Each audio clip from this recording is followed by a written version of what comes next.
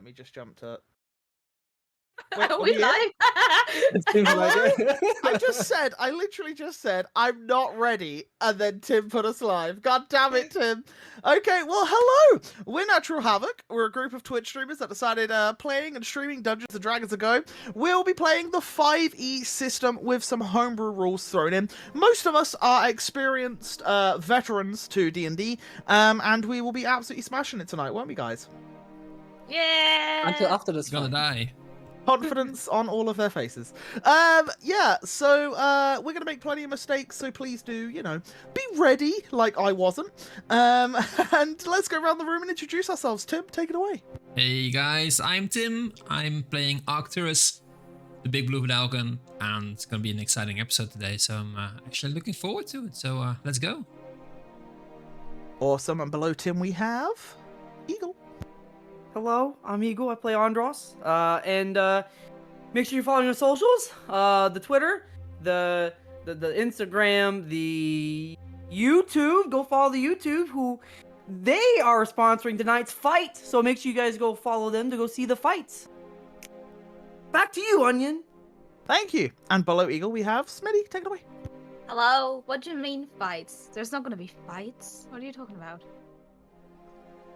I'm Smitty. I play Maeve, a half-elf druid barbarian, which is still a mouthful, and I am nervous. I feel like I always say this. The last few sessions, I've been nervous. It's not good. It's not good for my heart. Why would you be nervous? There's totally not some sort of winged drake attack happening in the capital city of Arkenvale where many people... No. Anyway, Zeb, take it away! We all gonna die. I'm Agent Zeb. I play Erhard, the wild magic sorcerer. And yeah, let's see how veteran we are after today. You'll be fine. And above Zeb we have Lan. Lan, take it away. Veteran? What do you mean? Not me, not me. At least not me. Hello, my name is Lan. I'm the female half of Team Logic, and I will be playing Shion today, and hopefully her chakrams will hit today, because otherwise we'd be in big, big, big, big trouble. We certainly do need them to hit, otherwise, yeah.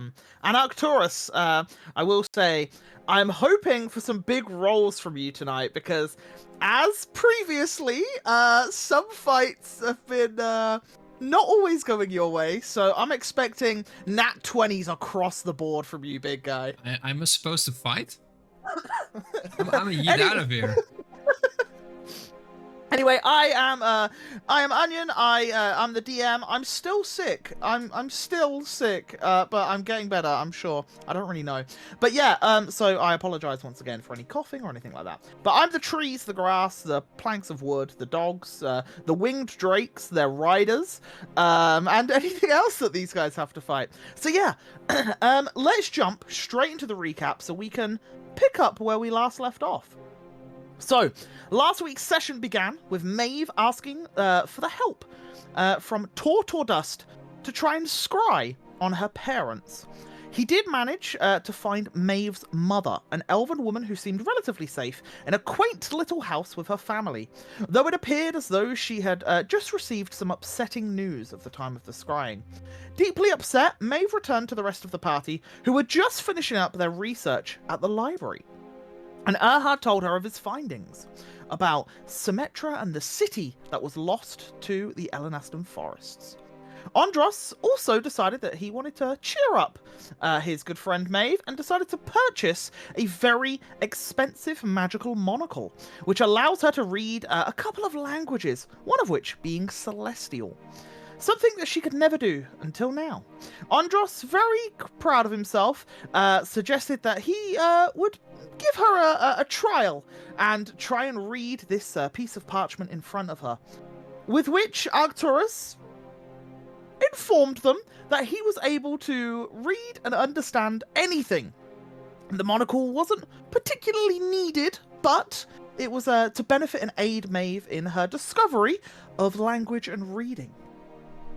This got Andros in a bit of a sour mood for the rest of the day, and when the party eventually returned home, he did lock himself in his room to take a little bit of time to cool off.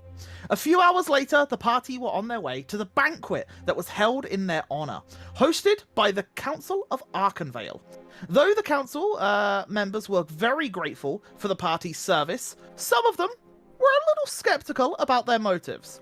They did not understand why a group of people from all different corners of the world would unite under a common goal, and why foreigners would meddle in the politics of Atlantis to begin with. The party evaded their questions, claiming to just be there to help people. For they definitely didn't want the council to know that they had only just now finalised a deal with kind of the biggest criminal organisation in Arkenvale. The council wasn't entirely convinced, however. But before they could pry further, everyone was startled by the sounds of alarm bells. And not long after, a guard ran into the hall to tell them that the city was under attack. Chaos ensued, and the council was immediately led underground to a safe house, along with Galoin and Socks, and any other present workers unfit for battle.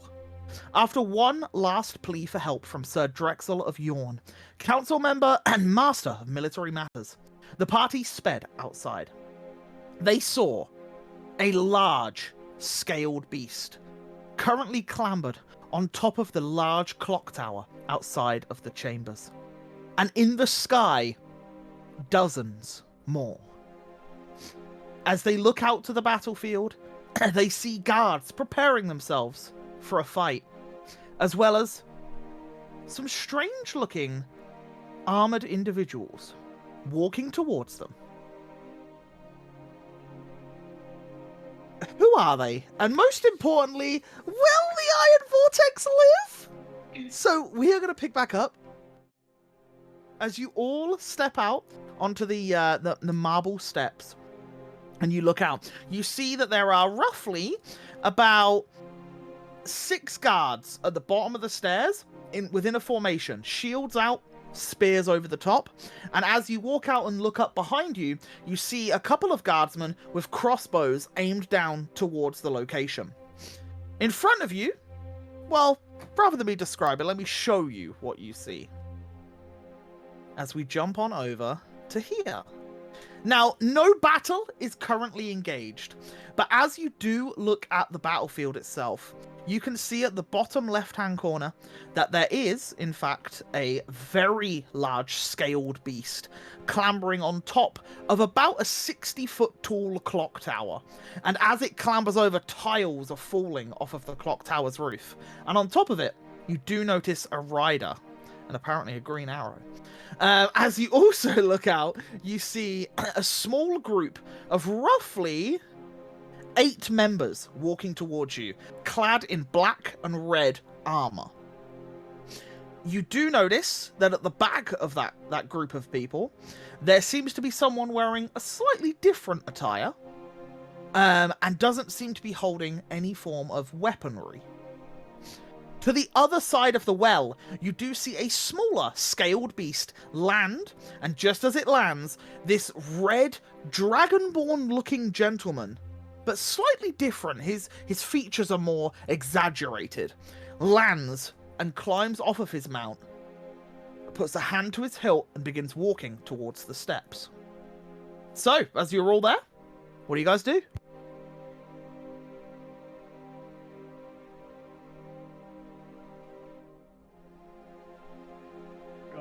Who goes there? And what's your business in Arkenville?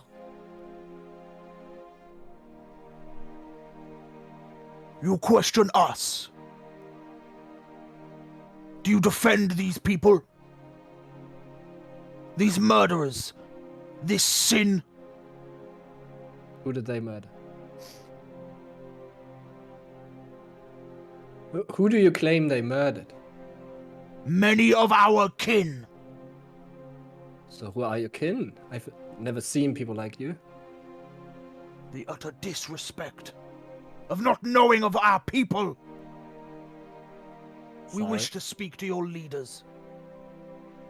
And if you do not allow us entry, we'll cut you down. As he begins drawing his sword.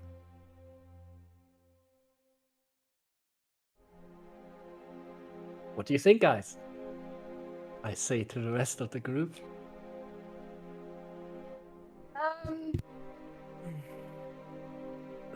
Think. It's been a minute. You ready? you hear in a foreign dialect to you all the red, exaggerated dragonborn man whispers something in a hushed breath, and as he does, the draconic-looking companion beside him takes back off and rises into the air, about 25 feet into the air. Not attacking or anything, but just seems to be getting ready to do something if something or nothing is said. We'll see. Did we hear what he was mumbling? You would... Do you have to activate your earpiece, or is it constant? Oh, that depends on the language he's speaking. You would not know the language. Then let me check.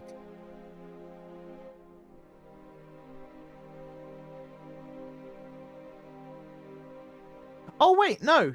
You know Draconic, right? You Maybe do I know Draconic. Yes, I do. You do. Yes. He basically, in Draconic, the rough translation would be, to prepare. He's giving the order to get ready. These guys surely speak Draconic. Interesting. Yeah, that's my bad, but yeah, they do. So he just prepared that thing for battle. Do you sure we have to fight? I mean, we could talk this out a little bit more. We could maybe understand what's going on here. We're new to town. I mean, I'm not from here. We're kind of travelers, and you guys are hurting a lot of innocent people here. I mean, we could maybe work something out here. We don't have to, result to just killing people. You, a Loxodon man. The more time you waste talking, the more innocents are killed. Step aside. Let us execute those in charge. Are you gonna take charge once they die, or are you trying to take over the city? What exactly you plan on doing here? Enough! Who And are in you? Draconic, he shouts now in Draconic, and you would know this, Arcturus, as the small winged beast begins to fly towards you. Take cover! Yeah, can I Get have ready. you? Can I have you all roll initiative for me, please? So remember, click your token because it's been a little while. Get your character sheet up, click initiative, and yeah, start rolling. Oh, damn it. Ooh, a Gion, why natural so 20. good? Let's go. This is not the moment I want a nat 20. Well, I don't know. No. Going first isn't terrible. Let me just Going do some- very far behind is not so good. Let's put this on.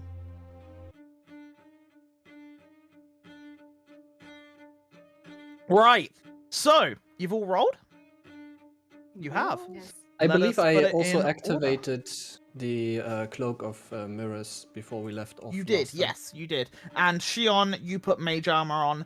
Was there any other spells that were activated, just so I know? I know Bless was cast on you all, so you will have 1d4 to attack rolls and saving throws currently. No? Cool, awesome. Then, Shion, I need to ask you a question. What is Sure. your dexterity modifier, please? 1. And what is your dex score? 13. Okay. Hey, I didn't do anything yet. Why are they attacking me now? No. It's to think he determine wants who to know goes who goes first. Alright. You well, both have the exact same. So then what decides? So I would like you to roll me a d20. Rollies, rollies, It's rollies. basically rollies, yeah. Oh god. A very strong start. Can do the... And you win! What the hell? So you win. Next up, because someone else also rolled the same number as someone, Maeve, can I please have your dexterity modifier, please? 2. God damn it. And what's your score? 14. 14. Okay, unfortunately you are after the Okay. the smaller winged drake. Anyone else got the same score? Nope, everyone else is good. Yeah. Oh no, Arcturus with a 5. Okay, right. Well, as this happens then, Shion, you start to see them slowly begin to approach in an aggressive, hostile manner. You're up first. So the guy who was yapping was this guy, right? Yes, this guy here, yeah. And he's the one that dismounted, and then the creature beside him has flown up into the air. Right. I'll go move next to Andros, I think. Okay? And I don't know how far is it's not far enough to chuck anything. I'm not gonna. You are Oh, 50 50 foot. feet. Yeah. Foot. And you are slightly elevated. You're probably 10 foot into the air because of the steps. Yeah, exactly. Well, I guess I'll just sigh because, like, for fuck's sake, are we doing this? And I mean, I think my chakrams have a 60-foot range, right? I can't really see because in my sheet it says the melee, only the melee. Your chakrams have Is it 20 to 20? 60. But 20 to if you 60. go anything past 20, it is at disadvantage. Yeah, gotcha. Oh, this is difficult. I never expected to actually go first. Well, in that case, I'll chuck a firebolt at the guy. Okay, go for it. Fire! Fire! Maybe I'll just say that. Fire! A 17 definitely hits with a whopping 17 damage. Yeah, you collide your blast into his chest, and as he does, you can see that there are like plumes of smoke coming off of his armor. However, you feel like it didn't do quite as much as you would have hoped. He's resistant to fire, lads. Okay, so up next is the gentleman that you just attacked. I'm actually going to change the music real quick because this one isn't as fast-paced as I thought it was. So let's put on this one because this is the usual. That'll do. Cool. Right. Yeah, so this gentleman begins rushing towards you all. And as he gets to this guard here, that guard will make an attack because he has a prepared attack for this individual. Oh, that's the GM. I'll roll again. There you go, an 11, which does miss as he slides the spear in, but he just parries with the blade that he is carrying. The Dragonborn will swing the blade down into the gentleman. Well, Dragonborn-looking guy. As he does, he gets a 20, which definitely hits. For 6 piercing damage, as you see the guard take a blow. And as the guard does take this blow, you see a secondary swing come from the gentleman as he gets a nat 20. And with a swift flick of the blade, the head of the guard comes off from the body as the guard falls unconscious. He then steps onto the corpse of the person and then smiles as he looks up towards you all. At the end of that, it is the winged Drake's turn. The Drake... That's not the right sheet for that one. That one is. This Drake will fly... Yeah, he will go here. You see him swoop down into the guards. Both of the guards did have readied actions. I just need to read up... Yeah, so both the guards have readied actions, so they will both stab towards them. 1, 2, both missing. And as they both lunge towards them, each of the guards, you see the talons of the creatures flare out, and it rends across each body of the guard, one on each. So the first attack, 7 missing, but 23 hitting. Which does 14 slashing as it rips through the chest plate of one of the guards, just killing him as he falls unconscious as well. And then the creature flies 10 foot into the air. At that, Maeve, you're up.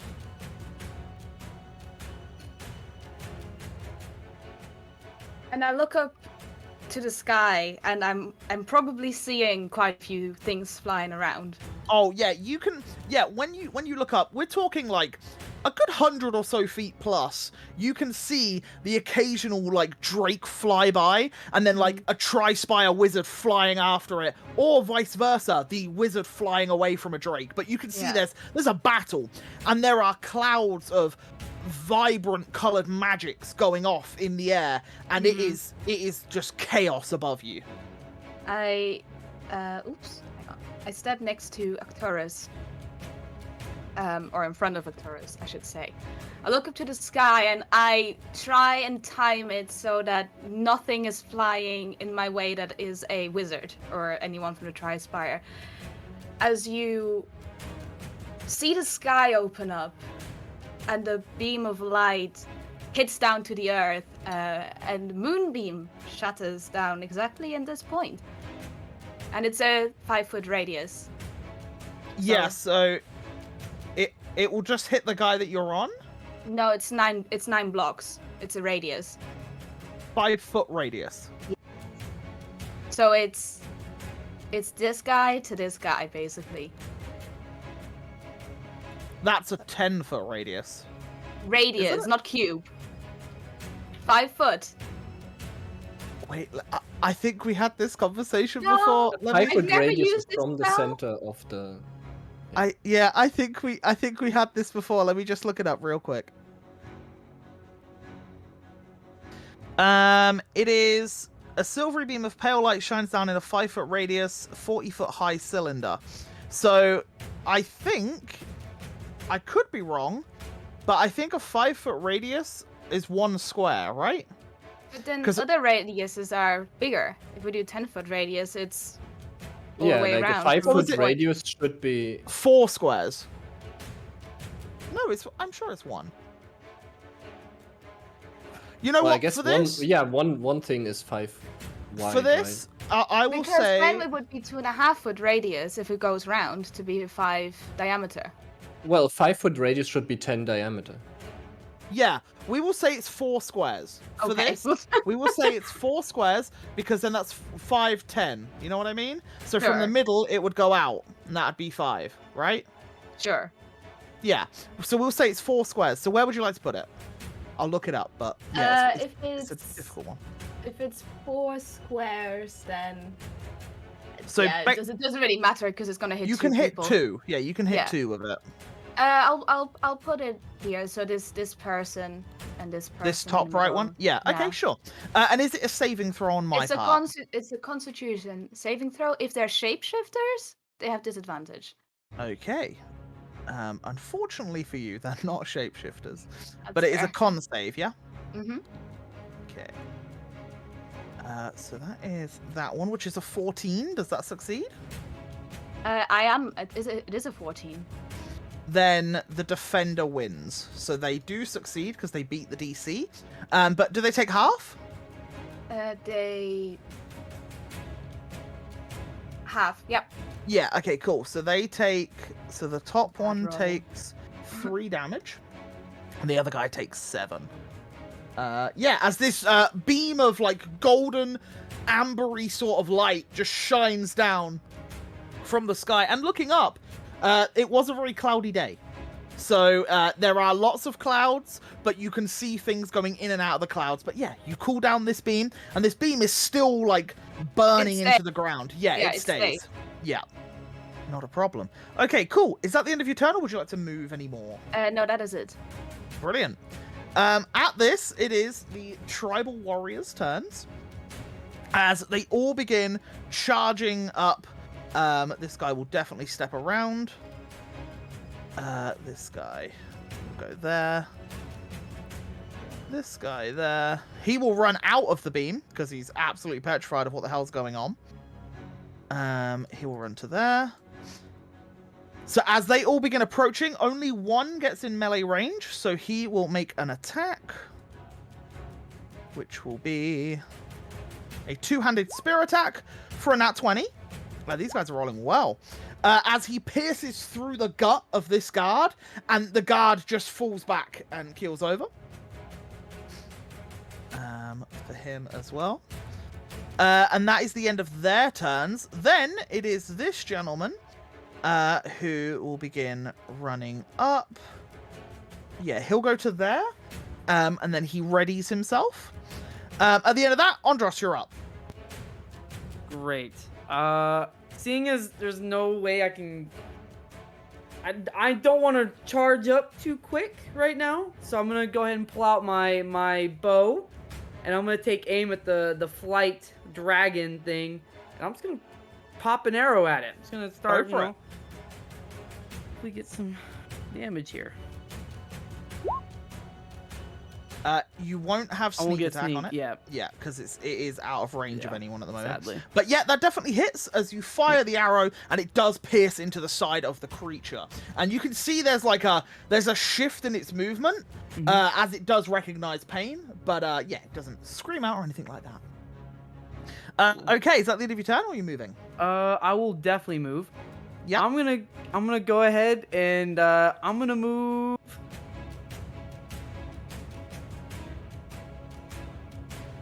I'm gonna take a step to the side, and I'm just gonna Okay. wait right there. Not a problem. As you do so, you see the other one in the beam walks out of it, and as they walk out of the beam, you can see that there's their skin is now more visible, and it is very stone-like. But where you see the cracks in the skin, you can see further down there being scales on the neck, and it looks to be like some sort of dragon person per se. You've seen Dragonborn, you know them to have very big features of like a dragon snout, but this person seems almost human, but with stony skin and scales across the neck. And as they step out, they begin walking towards all of you. And they can get to there as they get to this particular guard, and they will give him a whack. Does he have an attack of opportunity or no? Oh, he would actually have prepared. Yes, so he would. Good job. Okay, stab. An 11 misses. Okay, so this person swings with their short sword, a 13 missing and an 11 missing, as he's just parrying the blows, this particular guard from this one. Next up, you see the gentleman dressed slightly differently, and as they approach and do get closer, you notice again, parts of their face are covered in scales. But again, it is not a full Dragonborn. It seems to be this one, more of gnomish nature, but scales down the neck and down the arms. And as they get there, they raise a hand towards all of you. As you see electricity builds in their fingers, and they look at one of you, and they will go for Andros. As they look towards you, they focus. And then they release this charge of electricity towards you. Oh, that's the GM, but I rolled a 10. So it fails, it misses, as it goes wide into the sky. I've put it to public now, so you should be able to see it. But yeah, yeah, that happens. Before we go any further, we should be getting 1d4 on our attack rolls. You Or are should. That's just to hit. So, did anyone miss? I missed. No, did people miss? Yours The is saving throw. spells, not Yeah, a mine's yes, spell, but yeah. yeah. Okay. Yeah, Sorry, I was so like, far- wait. Yeah, so far you're all good because no one's missed or anything like that thus far, so you are Thought it was okay at the for minute. No, yeah, you're all good. You're all good. So at the end of that, you do start to see the larger winged creature twitch and move, but appears to remain as they are, as they don't join the fray just yet. Ahad, you're up.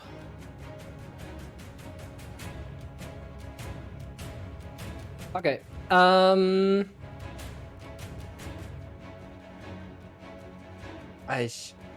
will cast a spell, and I will probably live to regret it, but whatever. I will cast slow, which I hope I understood the spell right. So it's Yes, a good spell. 40-foot cube, up to 6 creatures of your choice. Must succeed on a wisdom saving throw or be affected by the spell. Who are you for trying to get into it? duration. Wait a second, I need to lower the volume. There we go. I'm trying to cast. Let's see. Where do you want 40-foot it? Cube. So 40-foot cube would mean no.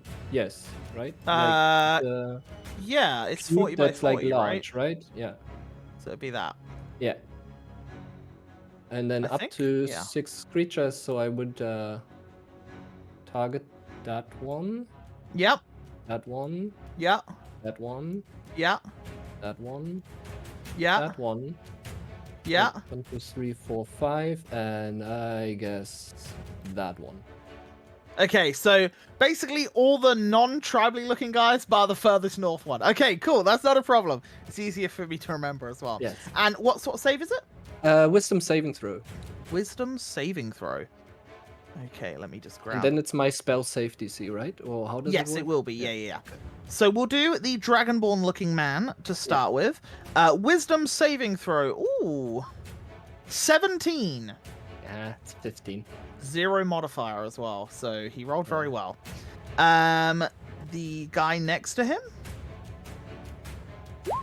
19. Oh, The guy right at the bottom.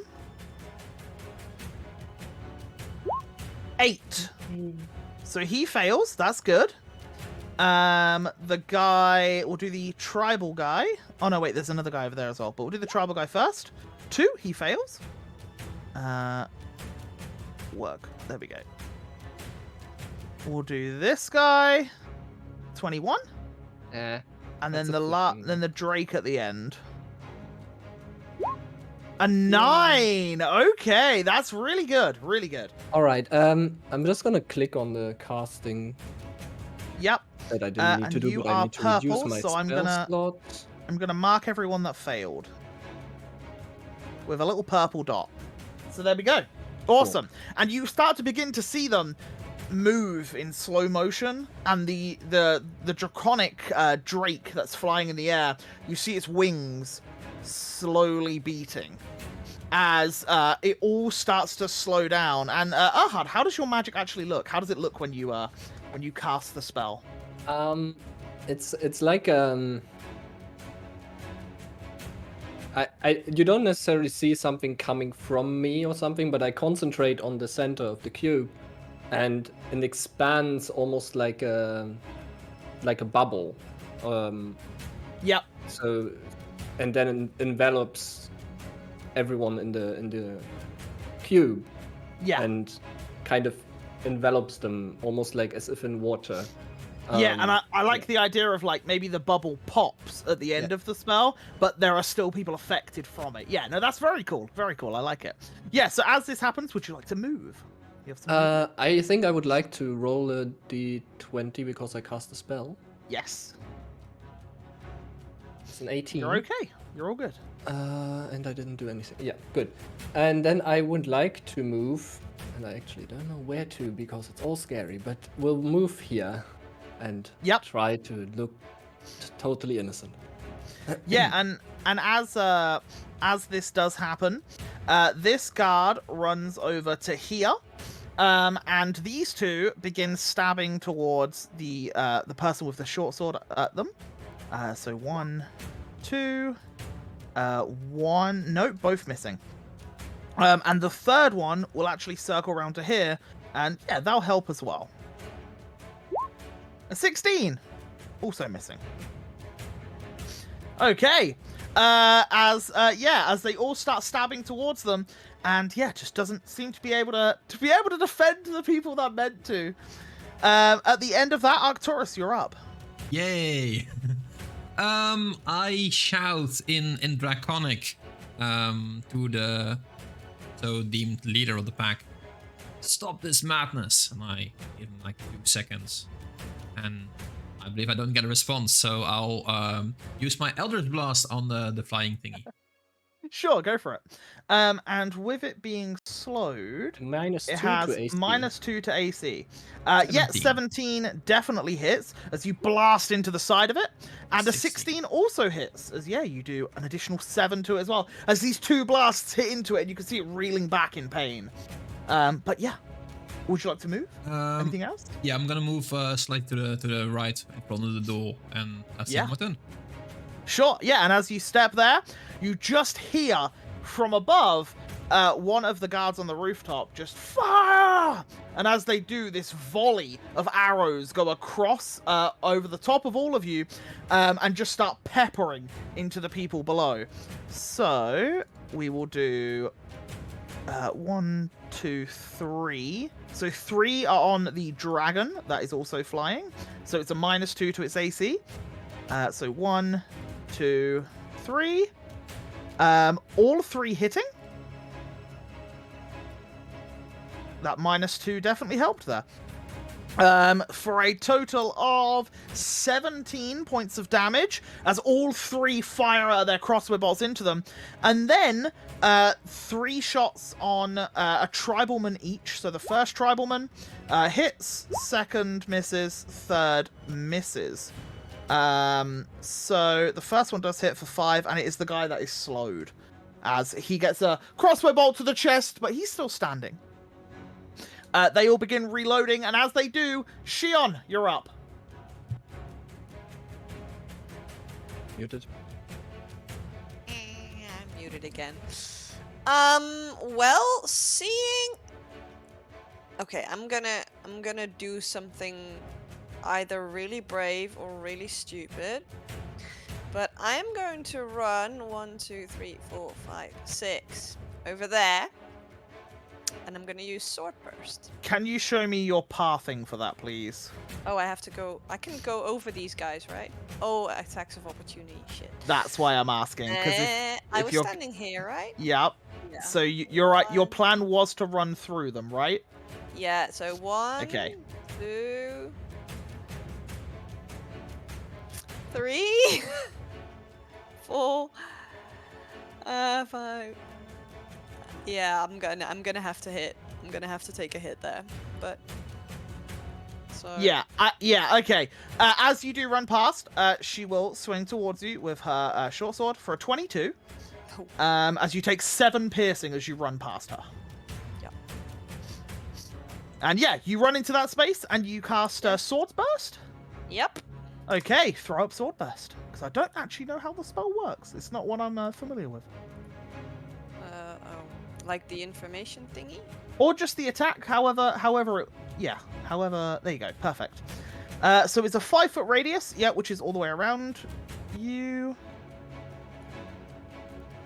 Yeah, like everyone. Yeah. That's why I'm like literally in the center now between those Yeah. 3, and they should all, if they save, they should all take that 7 damage. Yeah, okay, cool. 5-foot radius, Because yeah, there's so, like yeah. swords coming out of. Yeah, I these assume my chakram. flaming swords, I assume, Yeah. as they spin around you. Yeah, and they do hit. That's why I'm now confused about Moonbeam. But don't worry about it. It's all good. Probably yeah, 9 tiles. yeah, I'm right? very confused. Right, cool. Yeah, it spins around. So that does 7, and it's a dex save on all of these guys. One has disadvantage on dex saves. Yes. Yes, cool, brilliant. So we'll do the disadvantage guy first. A 5. Oh no, so it's he... -2 on the dexterity saving throw. There you go, brilliant. So he gets a Fails anyway. yeah, he fails anyway. He succeeds. He fails. So I'll say the one to the left of you succeeds. Dex save is 15. Okay, never mind. It's fine. Okay, cool. And I believe if they succeed, they don't take any damage. I think you're correct there. Yeah, like the I think sword so, just yeah. misses. Yeah. Because it's a cantrip. Yeah.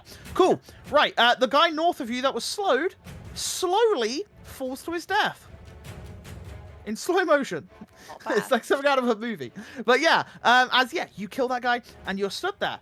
Is that the end of your turn? That's all your movement? That's your action? You got Yeah. a bonus? Like, yeah, nah. Okay, cool.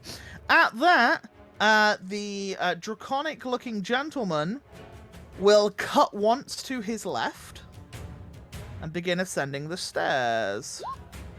A 14 does, in fact, deflect off the shield, but he keeps going as the guard does swing towards him. Who he hits, let's go, guard man, for 2 hit points. Woo! And the second hit comes towards you, Andros, as he smirks at you and then swings the blade for a nat 20.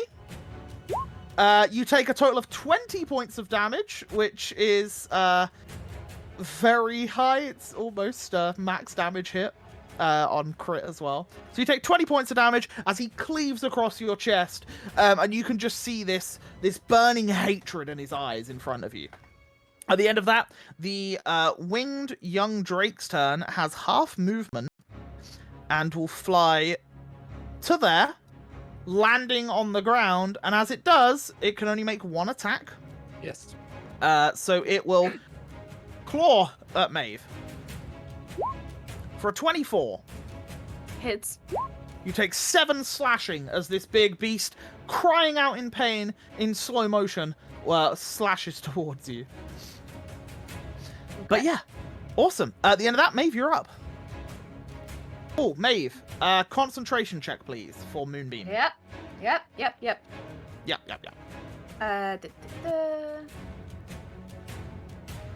Saving throw, right? Yes, yeah, So Constitution. plus 1d4? Yeah. Yes, because it's a saving throw, that is correct. Yeah, you're fine. You're all good anyway, because it didn't do enough damage. Yeah, perfect. It's your turn. Right. And my head snaps to my left as I see Andros being plummeted with a sword. A long sword being held in 2 hands by the gentleman. Mm-hmm. And I take my beam that I'm concentrating on still, and I move it across onto the Drake that is next to me. Okay, yep. Probably more on the side that would be between Andros and the Drake, if that makes sense, on the right-hand side Yep. of it.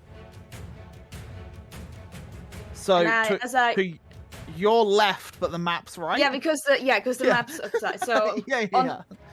Here, basically. Yeah, that's fine. Yeah. Mhm. And I sigh.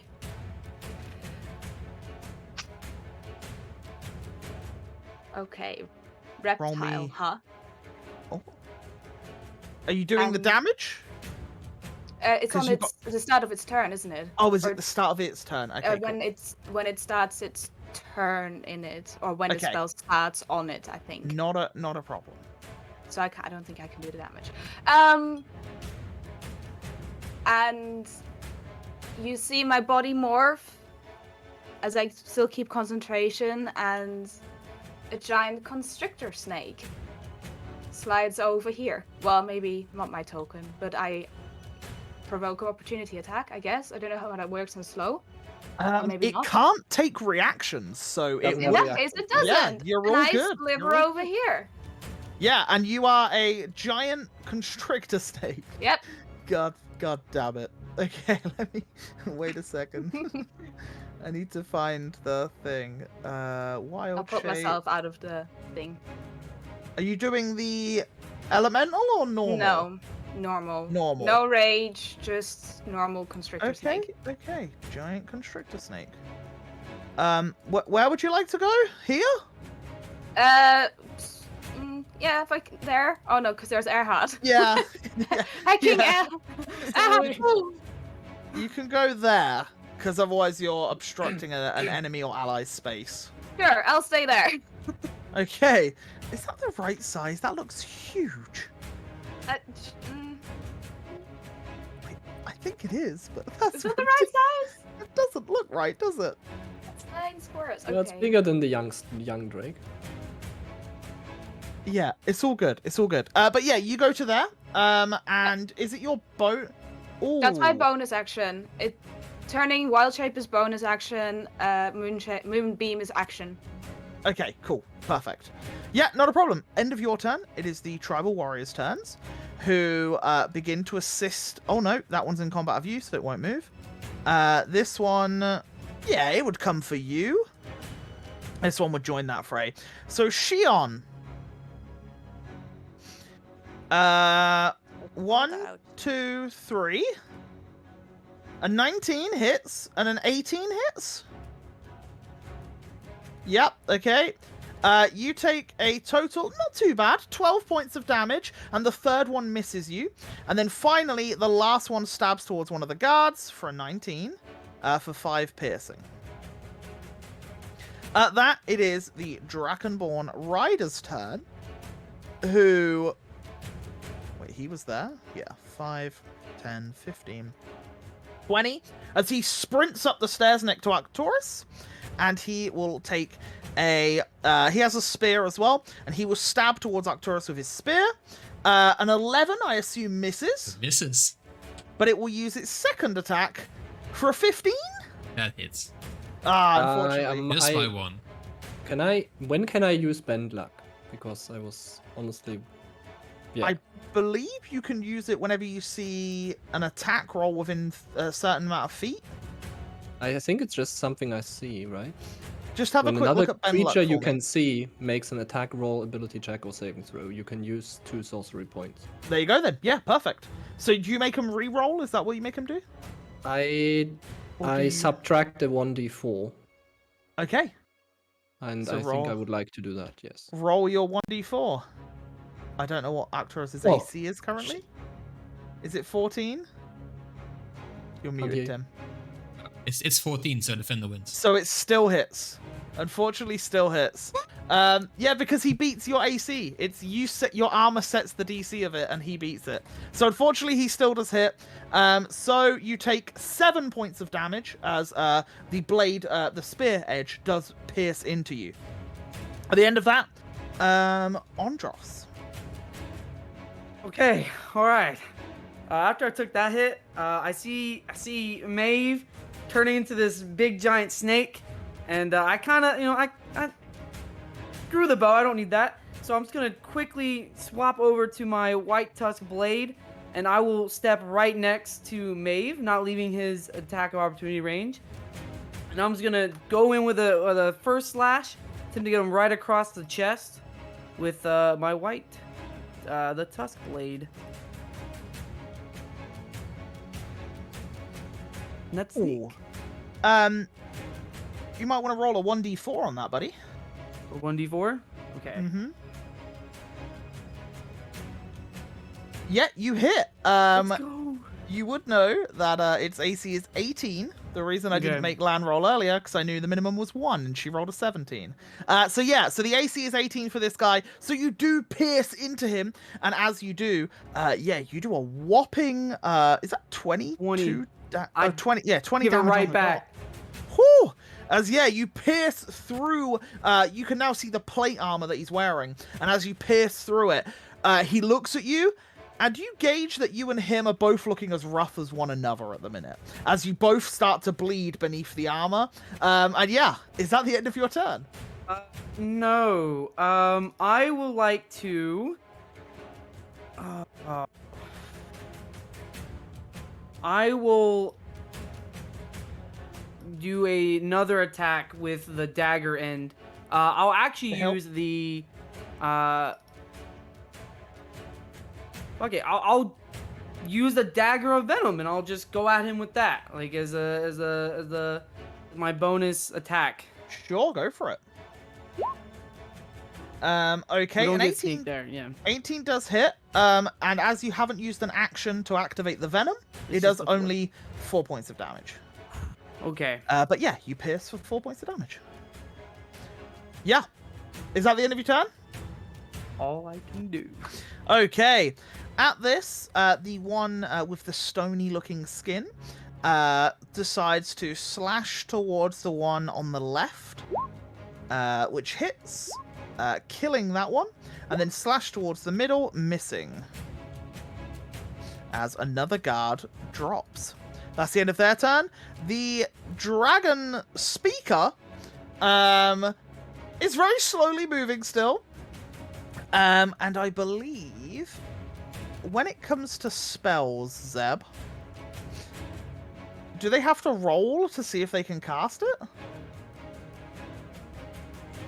Sorry. Muted. If the creature attempts to cast a spell with a casting time of 1 action, roll a d20. On an 11 or higher, the spell doesn't take effect until the creature's next turn, and the creature must use its action on that turn to complete the spell. Right, okay, cool. So it tries to cast a spell. And as it tries to cast a spell, I'll roll the d20. Or, yeah, I'll roll the... Oh, you've rolled it? Okay, I guess sure. sorry. There you go. Under a 4 means it happens now. As Shion, you feel something trying to will you to do something. As you spell it. You counter spell? Yep. Okay, use your reaction, and with a flick of the wrist and like a little flame or something, you see the magic fizzle out from his hands as he looks at you, very perplexed. But yeah, sure. As he just like looks at you, and he's like, nah, as he tried to cast command. So yeah, that's the end of your turn. Sorry, his turn. The larger drake up on the clock tower begins to ascend. And it flies up about 40 feet. It's about 100 foot in the air right now. But you can see it's eyeing up where to land. And it moves an additional 20 feet towards your direction. But it is 100 foot into the air right now. That's the end of its turn. No, it will dash. Yeah, it will dash. As you start to see it flying towards the roof. And yeah, at that, Ahad. I hate this. I actually say that, I guess. I will cast Acid Splash on these two. Wait. Arrow. Yeah. That one. That one and that one. Yeah. Yeah, as you launch your acid splash. And it's a dex dexterity save, so it's a minus 2 for the -2. young Drake. Not a problem. -2 on top of this. Yeah, that fails. And then the other guy is just a regular roll. Who succeeds. So this guy takes 6 damage. You can see that the Drake is looking rough. It is almost laying on the ground, but it's just managing to prop itself up. At that, is that the end of your turn? Would you like to move? Ah, damned. I just remember I should have done my magic burst. But yeah, wild burst, whatever, it doesn't matter. I'm good. Okay, cool. The guards will just try their best, living their best life, as they stab, both missing. And that's all the guards done on the floor. Arcturus! You are toe-to-toe with this gentleman. Toe-to-toe. And before I do something, I shout again in Draconic, yield or you all will perish. And I'll just wait and probably nothing happens. But then I'll use one of my new spells, which is called Shadow Blade. Which basically there forms a very, very dark black sword in my hands out of nothing, which I use to attack the guy that just attacked me. Go for it. Roll for Shadow Blade. And that's a level... You have to cast it at your highest level. Well, I'm now doubting what my highest level was. You should be able to see it on your... If you go to your spells page, it should tell you what your highest level is. It will say like 2 in the box next to the level. I'll pull it up. Oh, it's yeah, 2. Yeah, you got it. Huh? Wait there. Let me have a look. That was Veterans, I say, veterans. Veterans. So your highest level casting is level 3. So Shadow Blade should be... Oh. What? No, stop clicking. I can't read it if you're clicking. 1 sec. When he has the 3rd or 4th spell slot, increases to 3d8. So it does 3d8 damage. So it is a simple melee weapon. So roll... Huh.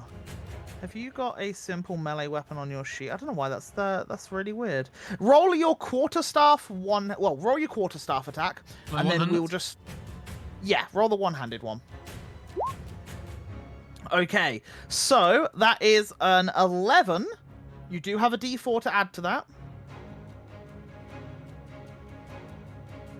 Which is a 4, which is good, because you did need that. And then the damage is 3d8, I believe.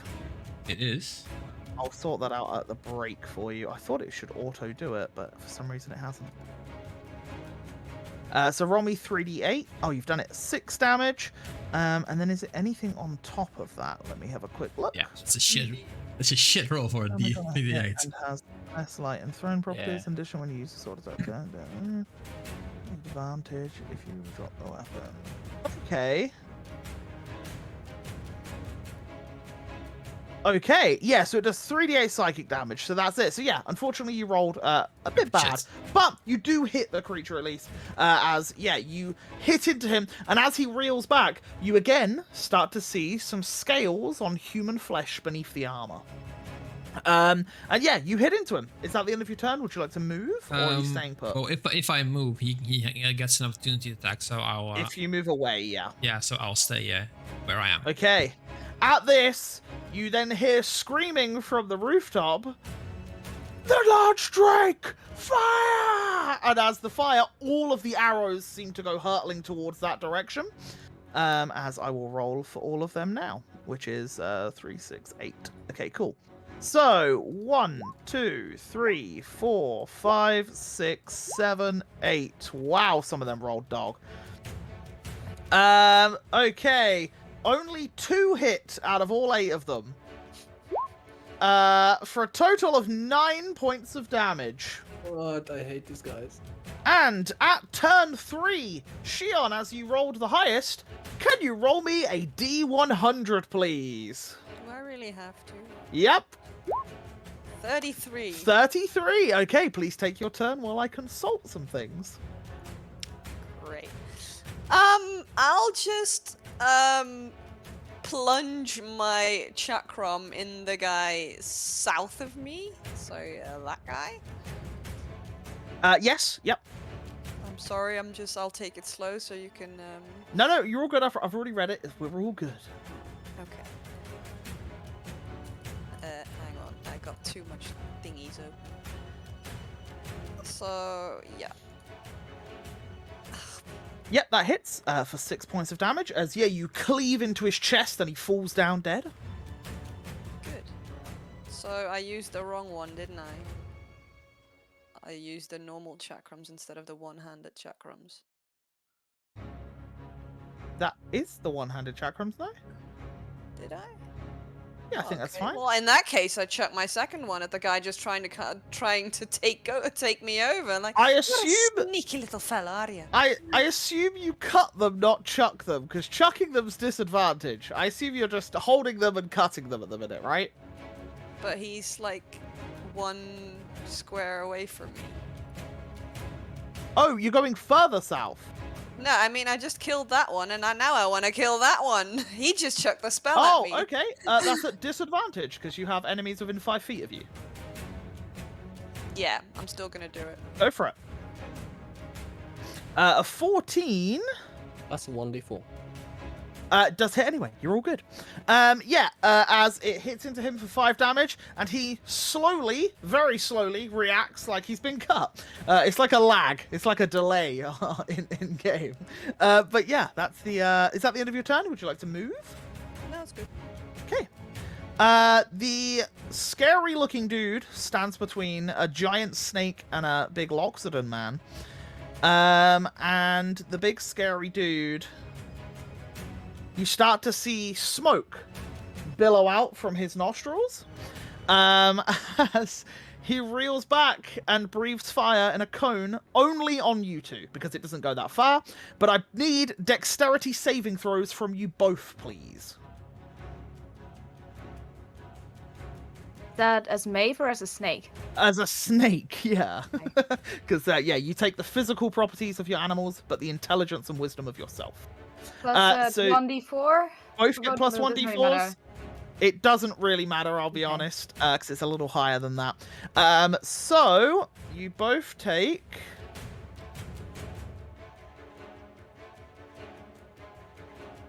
26 fire damage. Am I not resistant? Yes. No. Yes, you are. You are. Yeah, you are. Okay. Yeah. Hondros isn't. So yeah, you take a total of 13, Maeve, and yeah, Andros, you take 26. Okay. That's the end of his turn, because that's all he can do. As you start to see the smoke pouring out of his mouth, and he seems to have to exhale a little bit, like it's taken a lot out of him. But that's the end of his turn. The young winged drake flies here. He will take damage first. You're right. He'll make a save first, right? It's a con Yeah. save? Yeah. Con. Okay, which he doesn't have -2 on, because it's only on dex saves for Thingy, yeah. A 19. Which, yeah, so he takes half the damage. Do I need to roll it Yes. again? Right? Yeah, roll it again. Where is it?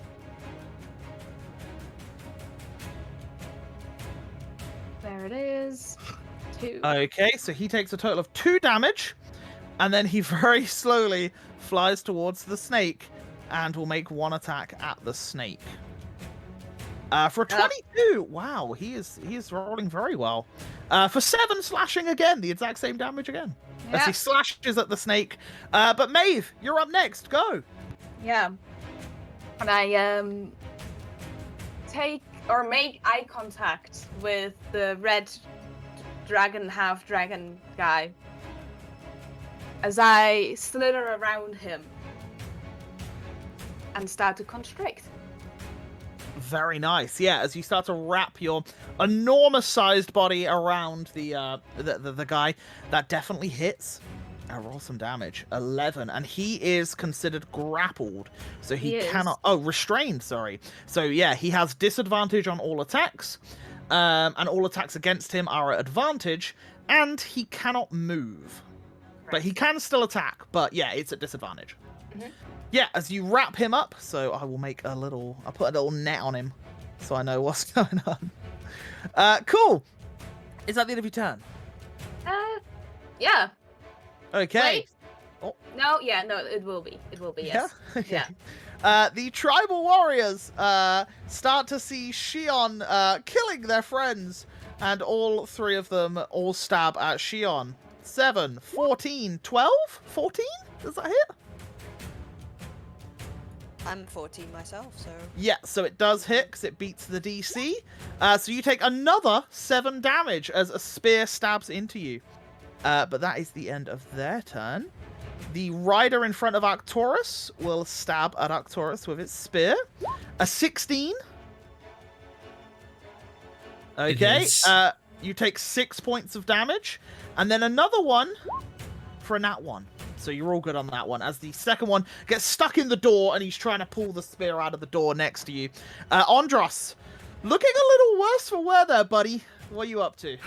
Okay, well, seeing that Maeve has constricted him, I'm still gonna make a initial attack with my white tusk blade. At advantage. Yep, with advantage. Mm-hmm. Nat- Nat 20! Let's go! Go! Okay. Now I gotta use maths. Okay. I think you kill him. Well, I also get the item bonus on top of that. The D10. Mm. The D10. Oh, yeah, you're right. Okay, roll me a d10, please. Okay. As you stand up towards him and he's snarling at you, you pierce the blade through the snout into the chest of the creature, and almost about to pierce into Maeve's snake-like form, but the blade's hilt jams into the nose. And as you rip out, you see this wisp of black energy wisp out of him, and then it dissipates. Yeah. Is that the end of your turn? No, I'm gonna bonus action disengage Cunning action. You're not in combat of anyone, so you can just run away. Even just after killed him. I've just attacked somebody though, does it not? You're not in combat of anyone. Okay, if I can't do that, Yeah. then I'm going to go ahead and then use, As in, disengage. Disengage allows you to leave a fight. Okay, You're no, that not makes in a sense. fight, so you don't. Okay. You could just run. You don't need to disengage. I'm gonna just go ahead and use, I think it's this one, is it?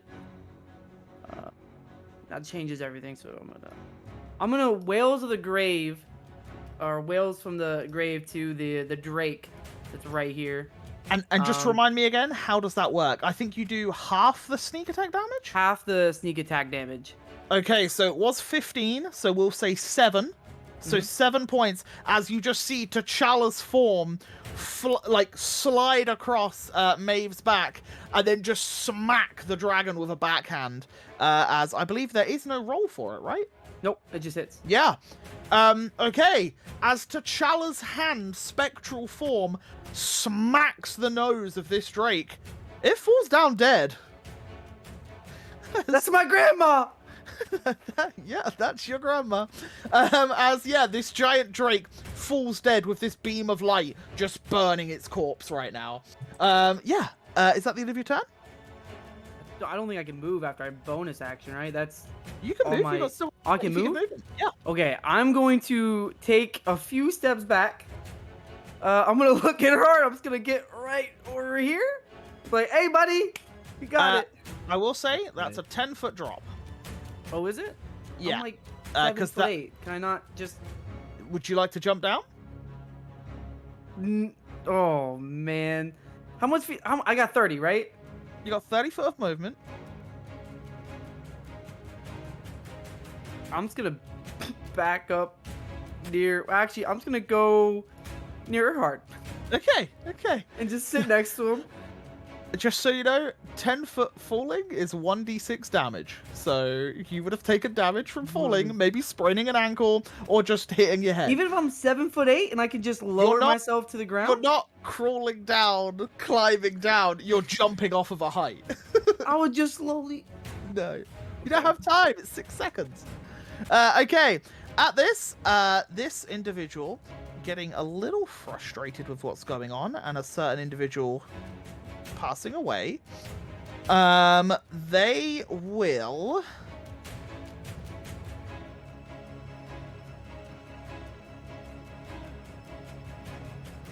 cleave at one of the guards in front of them. Nat 20. Yeah, they're very annoyed. Outright killing one of the guards, because that's exactly enough hit points. And then with the other attack, cleave at the other guard. Ooh. Okay.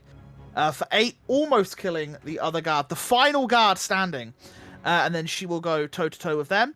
The dragon speaker will look towards Shion. Very annoyed that they are very slow at this point. And will, again, the lightning starts to crackle in their hands. And, is it... Can they cast cantrips? I don't think a If cantrip... the creature attempts to cast a spell, I don't know. I guess everything is a Okay. spell. I don't know. It technically is a zero level spell. Okay, cool. Roll me a d20 for me then. Oh, I just realized. Do they make a save? A every creature turn? affected by this spell makes another wisdom saving throw at the end of each of its turn. Okay. We'll I'm do it for sorry. him. A 3, and then this would be at the end of their turn. Yeah. Like from last one, that would be. Yeah, last so turn, that's what fine. it was Yeah. doing. Roll me a d20 then, please.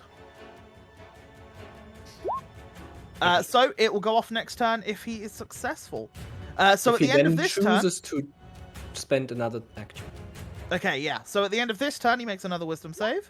What if A I 9, move? failing. What if I He's move? still Can I- targeting you, not the spot you're on. Unless it was an AoE spell. Yeah, okay. Yeah. Okay. At the end of that, the adult Drake lands on the roof, and begins killing the archers who aren't very suited for this. As one attack on the guy on the left, 16 points of damage, Another attack on the guy on the right. 16 points of damage. Both of those guys are dead. Okay. There we go. And that is the end of its turn. Ahad, you're up.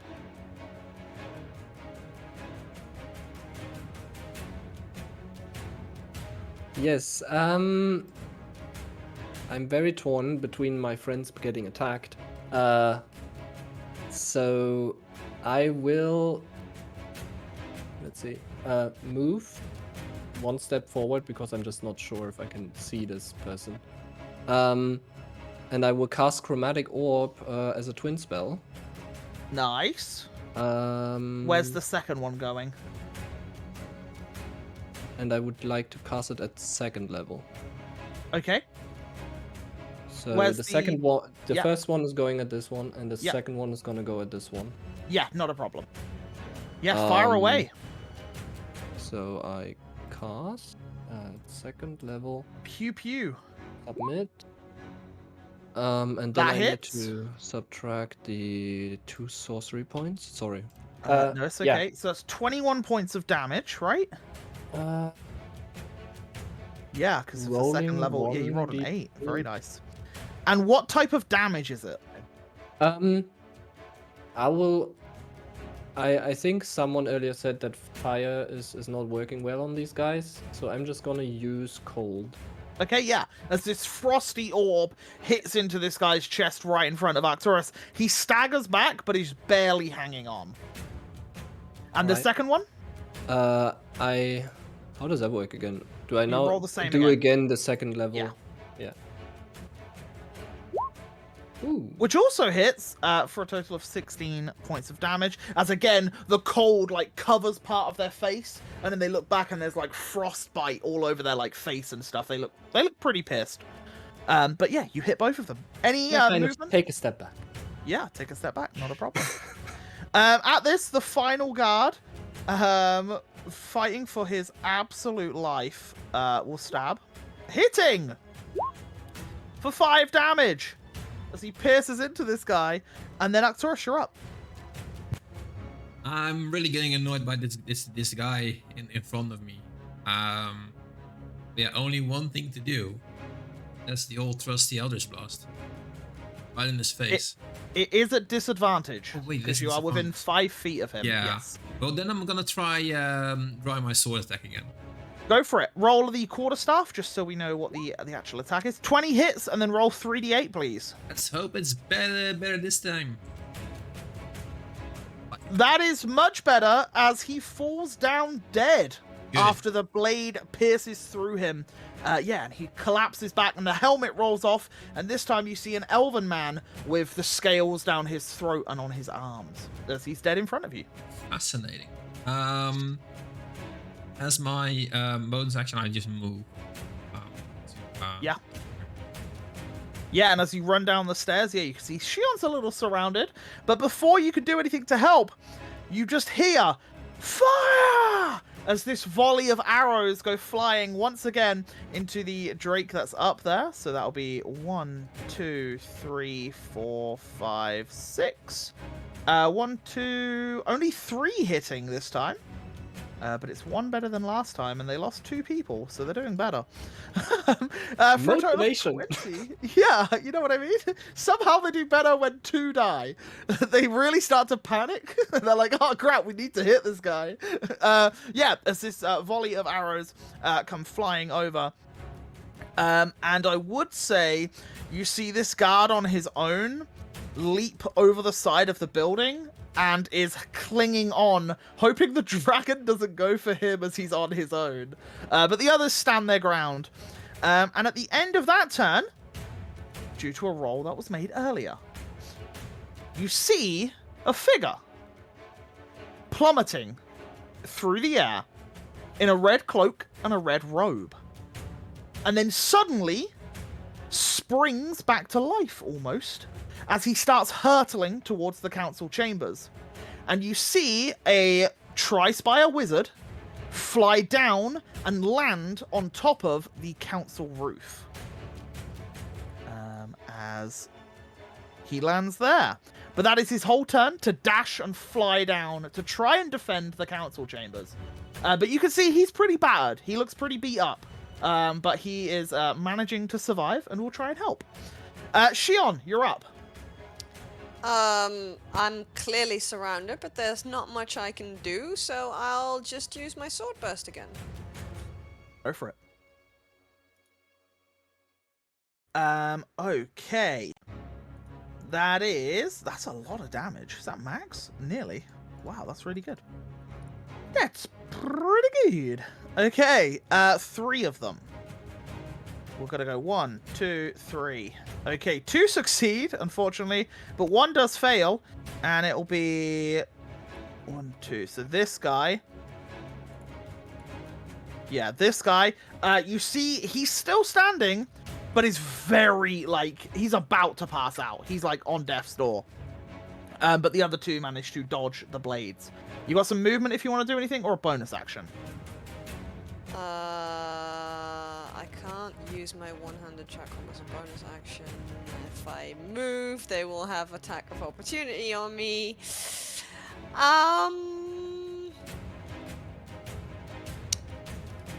I know I'm gonna get hit soon, so I'll chuck that the 1 healing potion that I have.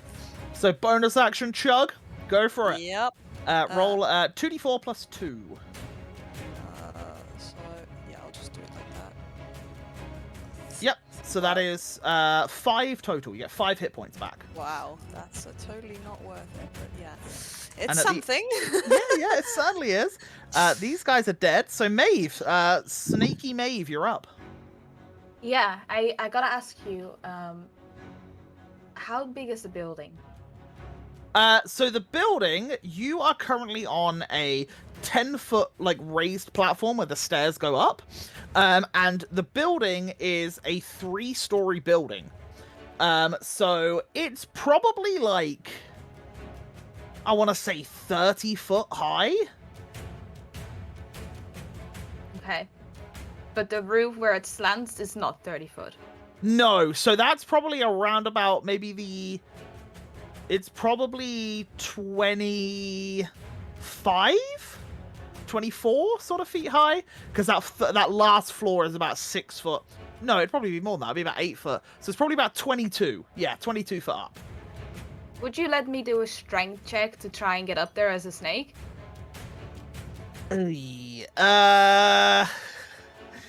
You are pretty big. I do think... Sure. Yeah, go on. Strength check? Yeah, I would say it's your action to try. Yeah. Okay, go for it. I would say... Would you be able to get it there with a 13? I would say no. Okay.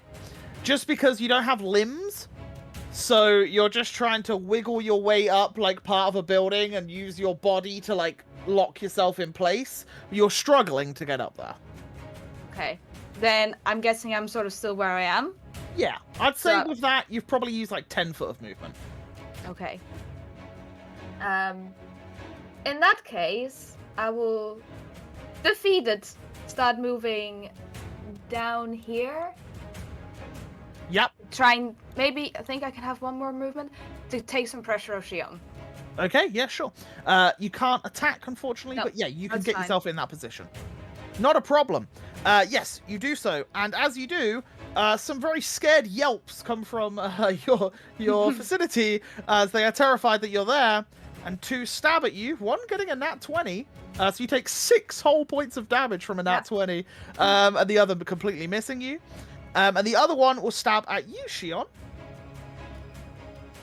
For a 12, which I know misses. Awesome. The rider is dead. Andros, the very Okay. very injured looking Andros. I what are you up will. to? 1, 2, 3, 4. That's my first. Okay, so I'm going to very defeatedly pull out my bow again because I'm not going up there no more. And I will get sneak attack with this, and I'm just gonna fire an arrow down to one of these guys near Shion, as I see Mavis helping, so I decide I want to help. Go for it. Great. I'll use my longbow. Yeah, and which one are you Okay. targeting? The closest one to you? The closest one right here. Okay, sure, go for it. As you fire the arrow through the air, roll me a d4, please. And you hit. Okay. He was on 1 hit point, but he dies Great. as he falls unconscious. Okay. And then with that, I'm going to use my whales from the grave Yep. again, and I'm gonna target this guy right here, the guy right next to Shion on the left. And yeah, you The- see Okay, T'Challa half. smack the back of the head as the body falls limp. He was on 4 hit points. There you go. As Shion's looking a little bit better now, not completely surrounded. But at the end of that turn, the stone-skinned woman, she will take 1 more attack towards this individual, which hits for 5, which kills. And as she kills the final guard, seeing you all there, he begins to run. As she realizes it's definitely a losing battle at this point, and she begins to bolt towards the main strip towards the Silver Ward. Is that the end of your turn? Oh no, that's her turn. Cool. The Dragon Speaker very slowly will use his action Here we to go. zap Shion. I counter spell. You counter spell? I do. 5, 10, 15. Yeah, you're definitely in range. As you see that a whole 12 seconds of his time, he's been conjuring this electricity, and just as it goes to go out, this blue flame just burns the magic away, and you just see him go, shit, in slow motion. I like the slow-mo shit. And then he starts sprinting at full speed, which is 10 foot because he's slowed. As he just starts running full speed away, and his legs are just not moving very fast, but he is trying his best. At the end of his turn, he will make another save. Finally! As he manages to break the slow, and he looks around like panicked because of what's going on. But at the end of that, the adult Drake will begin its assault towards the...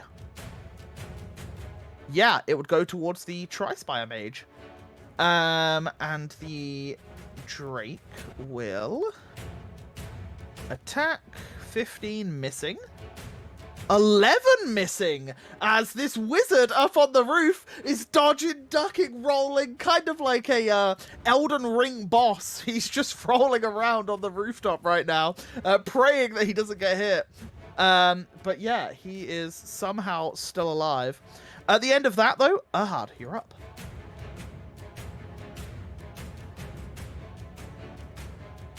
Damn it. Now it goes. Good. I guess I can't see the Drake up on the roof, so... Not from where you're stood, no. I step up here, and this guy killed a lot of dudes. So... I'm just gonna cast Frostbite at the guy running away. Go for it. God damn. Let's have a look. Where are you? There you are. Constitution save. Constitution saving throw, an 18, as it damn. resists the cold this time. And yeah, looks back at you with she looks back at you with a menacing look. Is that the end of your turn? Well, I guess I would just go on this piece of stairs. Okay. The guards on the ground are dead. Arcturus, you're up. I'll drop down a few places, and I'll see the guy running at the right, like the stone lady. And I scream or like shout in Draconic, "Get back here, you coward!" while I fired an Eldritch Blast in their back. In each one or 2 in 1? Well, I'm first aiming on the stone lady.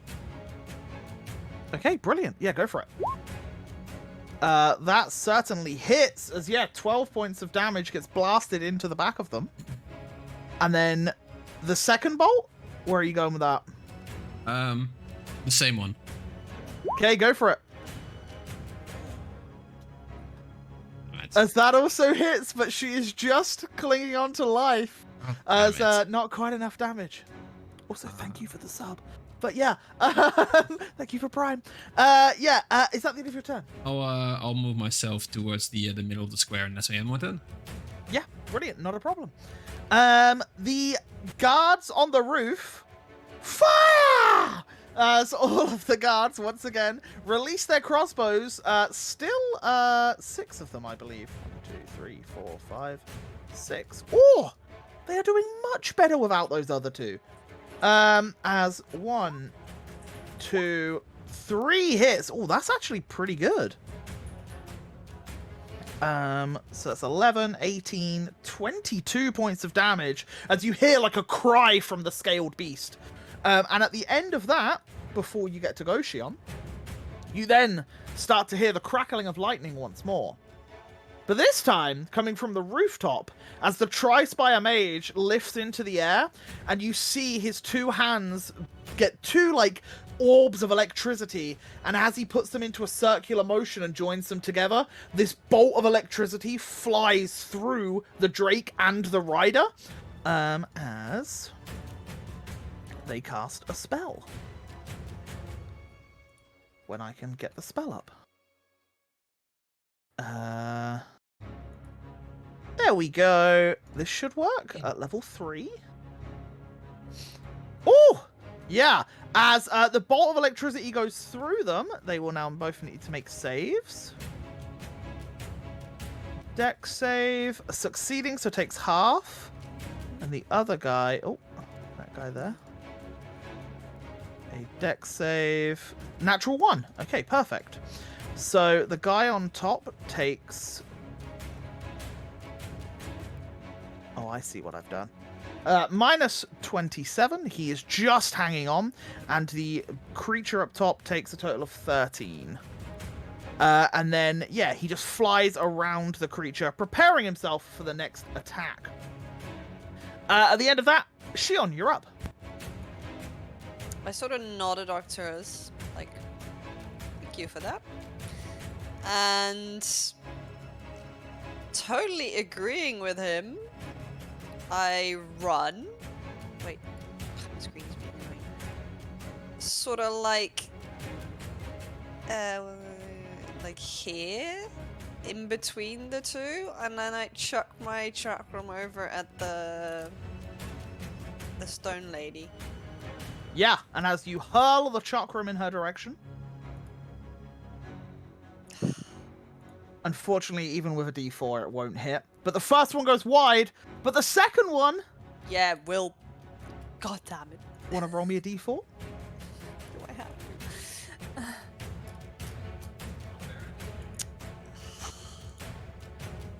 As it hits! And as it does, it embeds into her back, and she falls down dead!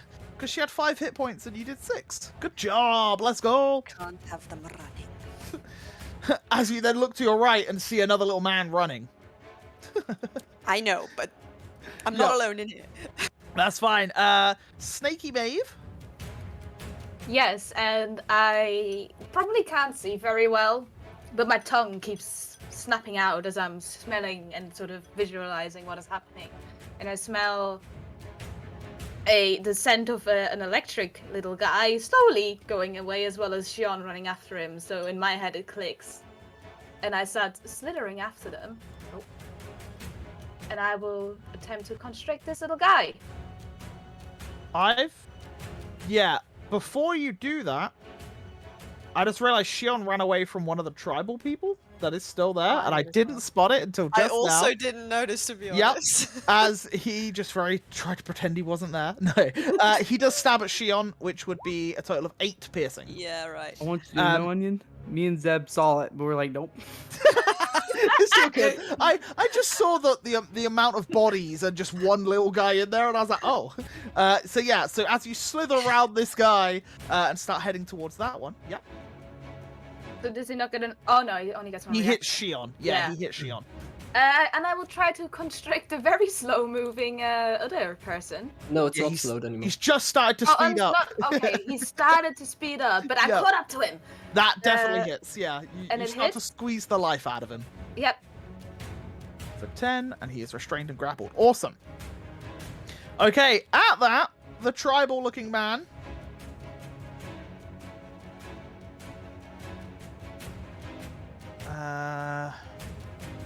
Gonna make him attack me.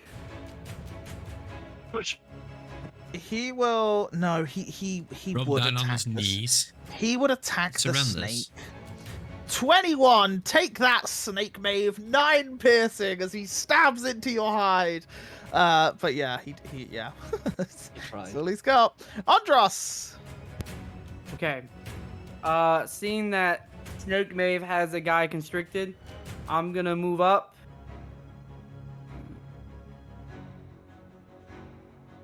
Is this enough range? I wouldn't say it is. It is. I'm going to fire an arrow at the guy constricted Okay, with advantage. Go. advantage. Yeah. Yeah, that definitely hits. As yeah, he looks like he's dead, but you see him twitching slightly, as he's not quite dead. He's on 1 hit point. Yep. And do you want to do anything else? Was that it? I think that's all I can do. Okay, sure. At that, she is dead. This little dude, as he's trying to call out for some sort of help, he starts to point at Maeve and begins to cast a spell. And as he casts the spell, Maeve, I need you to make me, I think it's a wisdom saving throw, which you should be fine with, but he doesn't know. Yeah, wisdom saving throw, please. As myself, correct? As yourself, With yes. Mm-hmm. Need to just get my sheets. Yeah, it is wisdom. And then 1d4? A 1d4, yeah. Ooh, he might. Yeah. Oh, yikes. You're lucky his DC is 13, because that's Oh. exactly what you needed. Yeah, okay. No, you're good. As he says, release! As he points at you, and then you don't release him, and he's like, fuck! As he's, yeah, just being constricted by you. That's Can it of his. Yeah. Is there, I guess as a I don't know if you'd let me as a reaction, can I look around to my mates and just, no. Shake my head. Sure, yeah. The snake is shaking its head.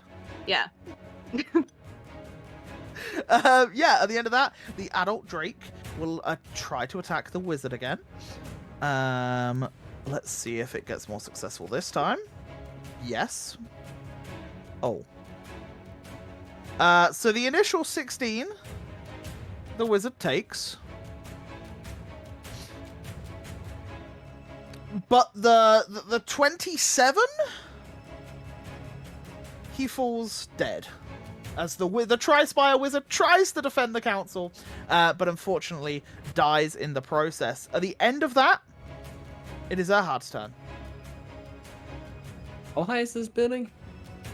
What did I say earlier? 30 feet? Yeah.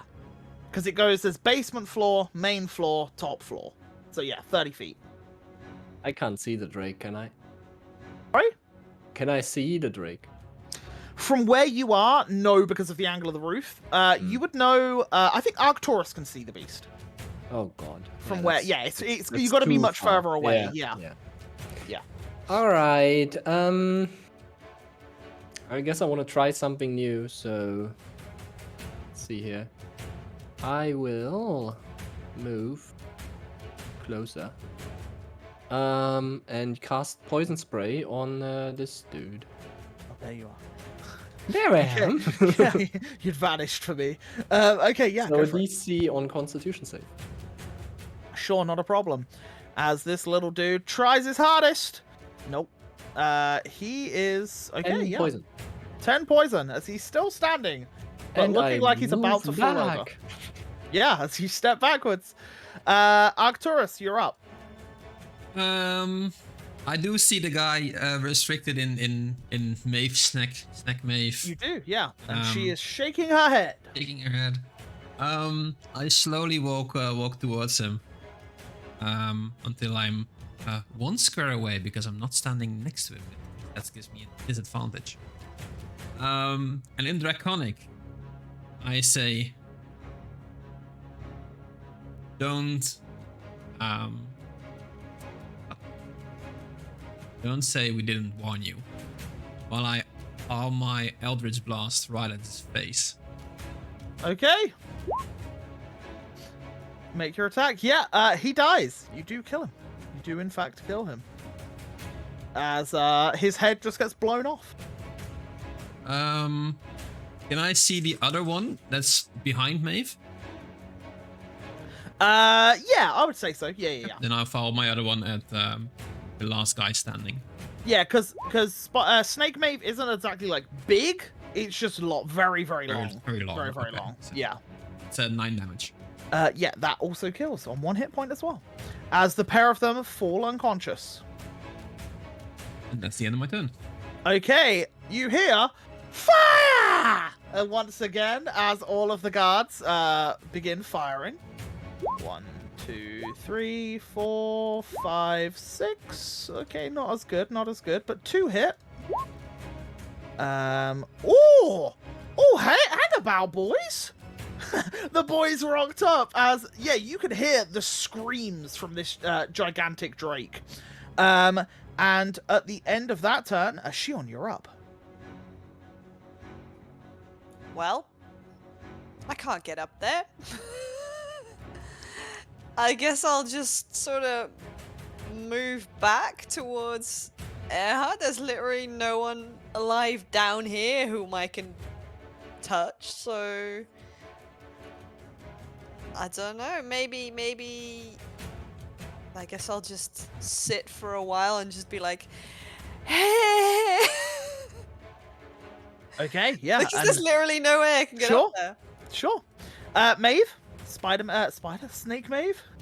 I guess I will attempt to get up the roof again because what else am I gonna do? Sure. So I slither. Oh, hang on. Slither on over here, and then it's a strength again. Go for it. Yeah, we'll see if you can get onto the roof at least. What's Yeah. your movement as the snake, by the way? 30. So that's 30. I just Yeah. from where I was stood, and then the action. I will say you can get Hey. to there, and that is you on the roof. Like you're right on the edge, but you've managed to slither your way up the building. Is my And, like- tail still hanging off? Yeah. Okay, so I'm like Yeah. waving it around erratically to get everybody Yeah. to come towards You me. like got your head up on there, and then we're like scooting your body along to try Yeah. and pull yourself up. But yeah, Yeah. you do manage to get onto the roof, and your tail is just dangling down, kind of like a rope.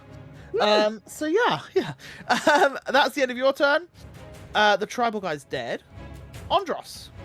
And okay, so I think I did this right. Let's make sure I can get to about right there. If I can get about right here, 30 Yep. feet. Can I I would see say yes. the The wing? I creature's can? quite big. This Okay. creature's bigger than the other one. So My- you can see like its wings. I will say, I will give it half cover. So it gets a slight boost to its AC because of the angle you're trying to fire at. Okay, but So it gets +2 to the- its AC. it's still within range of my longbow. Oh, 100%. Yeah. You're Yeah. all good. So I'm gonna go ahead and fire a longbow shot at him. Yep. Hopefully this lands. Yes, it's got +2 to AC. Not land. As you fire the arrow and it hurtles through the air, you see it just go wide, and it goes over it. I don't think I can fire another one. And you hear from one of the guards, "I didn't say fire!" As Can I the fire arrow goes another? wide. I don't think that's how No, that works, right? Yeah, it's No, only with, unfortunately finesse, not. yeah. Yeah. That'll be Uh, my turn. Okay, Dragon Speaker is dead. The giant Drake, they're pretty hurt. You see them lift off the roof and fly towards this guy. Oh, let's not drag the dead guy with them. And as they fly past, they rake one of the claws across one of the guards.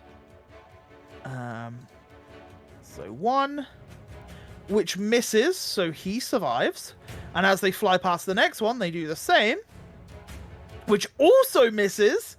And then they start flying up into the air, and they're about... So that was 5...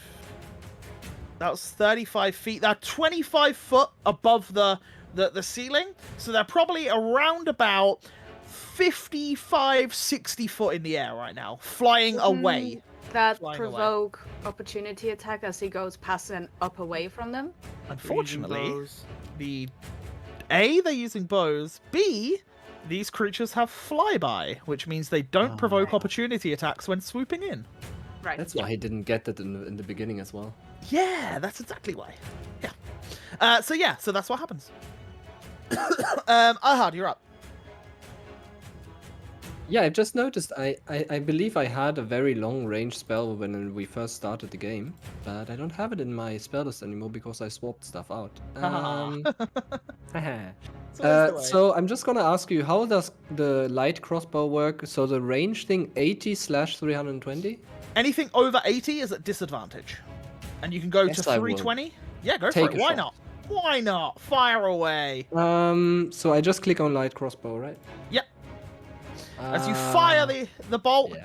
it whizzes through the air and then goes off into the distance, hopefully killing some tribal man somewhere in Arkenvale, or hitting a child or woman or civilian. But yeah, you hope. Yeah, is that the end of your turn? I guess I will stand next to Rope Mave, but Yeah. yeah, I'm not climbing. Arcturus. Rope Mave. Wow. I'll move forward. Until about here, I guess. Yep. And that would be in range of my other blast. It would. Feet. And now that it is in the air, the extra AC has dropped. So now that it's flying, it is it's an easier shot. Ooh, you're mine. Well, not entirely. 1d4. Oh, actually, Ahad, roll a 1d4 as well, because you could technically hit. I just realized you're exactly It's an 4 attack. off. Yeah, 2. unfortunately it misses still. Sorry. Yeah, but Arcturus, your first one does hit for 11 points of damage as it collides into the side of it, and then your second Eldritch Blast. 22. Ooh, that does for also 9 hit. damage. Oh, the thing is looking like it's struggling to fly at the minute, as it is slowly getting away. The guards fire as the command is set out. And we have, was it 6? Yeah, 1, 2, 3, 4, 5, 6. All of them missing. As every single one of them fires in fear of the thing flying away. At the end of that, Shion, you're up. I look a bit and then I'll try to climb Rope Mave. Okay. That's going to be an athletics check with advantage as Maeve is assisting. Yeah, I know I'm gonna fail, but ooh, 13. Does bless affect checks? Let me have a quick look, because I should have looked for this earlier, but let me just look. No. Yeah, that's fine. You start to climb, but it's just too slippery. Too slippery. You can't get a quite handle. You get like 10 foot up, and then you start to fall, but Maeve's tail like catches you from taking damage, and yeah, puts you back down. Unfortunately, yeah, you don't make it up, but you are beside Maeve and Erhard at this point. I figured as much. Is that the end of your turn? -2 on athletics, so yeah. Okay. Yeah. Well, maybe. Oh wait, wait. I can still sort of move towards Arcturus a bit now. Yeah, that so that was 10 feet you've used, and then 10 feet up, so you've got 10 feet left. Yeah, so I'll just move back. Yeah, not a problem. Snaky Maeve! You see the thing flying away as you're like, no!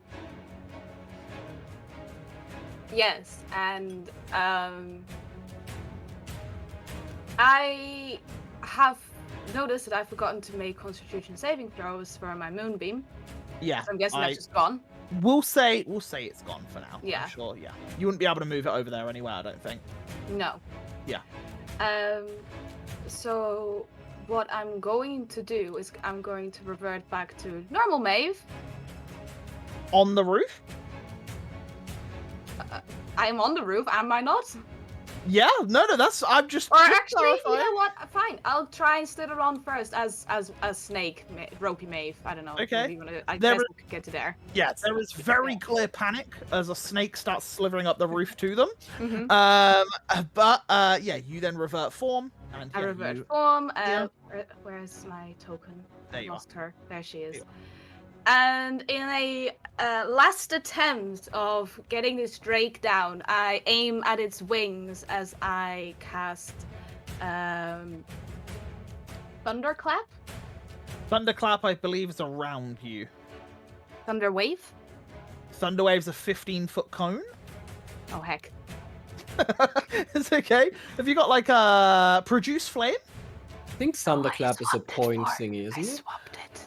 Oh, I no. swapped it for guidance. Okay. I moonbeam it again. Do you not have a bow? Fire your bow. I do have You have crossbow. Shit, you I said. forgot I have melee shit. Oops. Fire. It's range, but yeah. I've been in the magic too Fire it. long. I've been in the magic too. I fire my crossbow at it, and Go it, for it. As you launch the Uh, crossbow with the crossbowman, firing towards the drake. 1d4, Roll. does that Oh, matter? that's a good point. Yeah. As it goes wide, Well, unfortunately. maybe luck But I dance have as well. wait, I have. Oh no, that's braces. It just do damage. Never mind. Yeah. As you fire the bolt, but unfortunately it misses. Andros. Yeah, we're gonna attempt this again. I'm Go gonna for it. move closer so I can get a better range, about right here. And I'm just gonna send another long bow arrow flying. Okay, let me just Holy check cow. the range on this one. Yeah, you're all good. Yep. Okay. As you fire, Need to roll. roll me a 1d4, please. Okay, you do hit the creature. If I You get don't the get sneak attack. sneak. You Because don't get. because the guy's not right It's there. in the air. As you do 5 points of damage, and again the creature begins to fly away still. At the end of your turn, the winged drake flies 120 feet out and away from its current location up. So it is now 185 feet in the air. Does anyone have a means of firing from that distance? Well, I could do a 320, right? Like yeah, the with range disadvantage. 320, right? Disadvantage? If anyone Ow. wants to, the crossbowmen won't because it is now left. But if you want to, I will allow anyone to make I one wanna- additional attack. I wanna that shoot has it. again. Okay, go for it. Roll with disadvantage. Same goes for you, Andros, if you want to fire at disadvantage, and Maeve if you want to fire at disadvantage. Oh, damn it. Arcturus, I don't think your Eldritch Blasts go that far. 150. What'd I say, 165? Yeah, no, so 185. 185, Yeah, so so- it's just out of range for you. My lucky. What does a lucky apply to on disadvantage? You can make it a flat roll, so you can roll.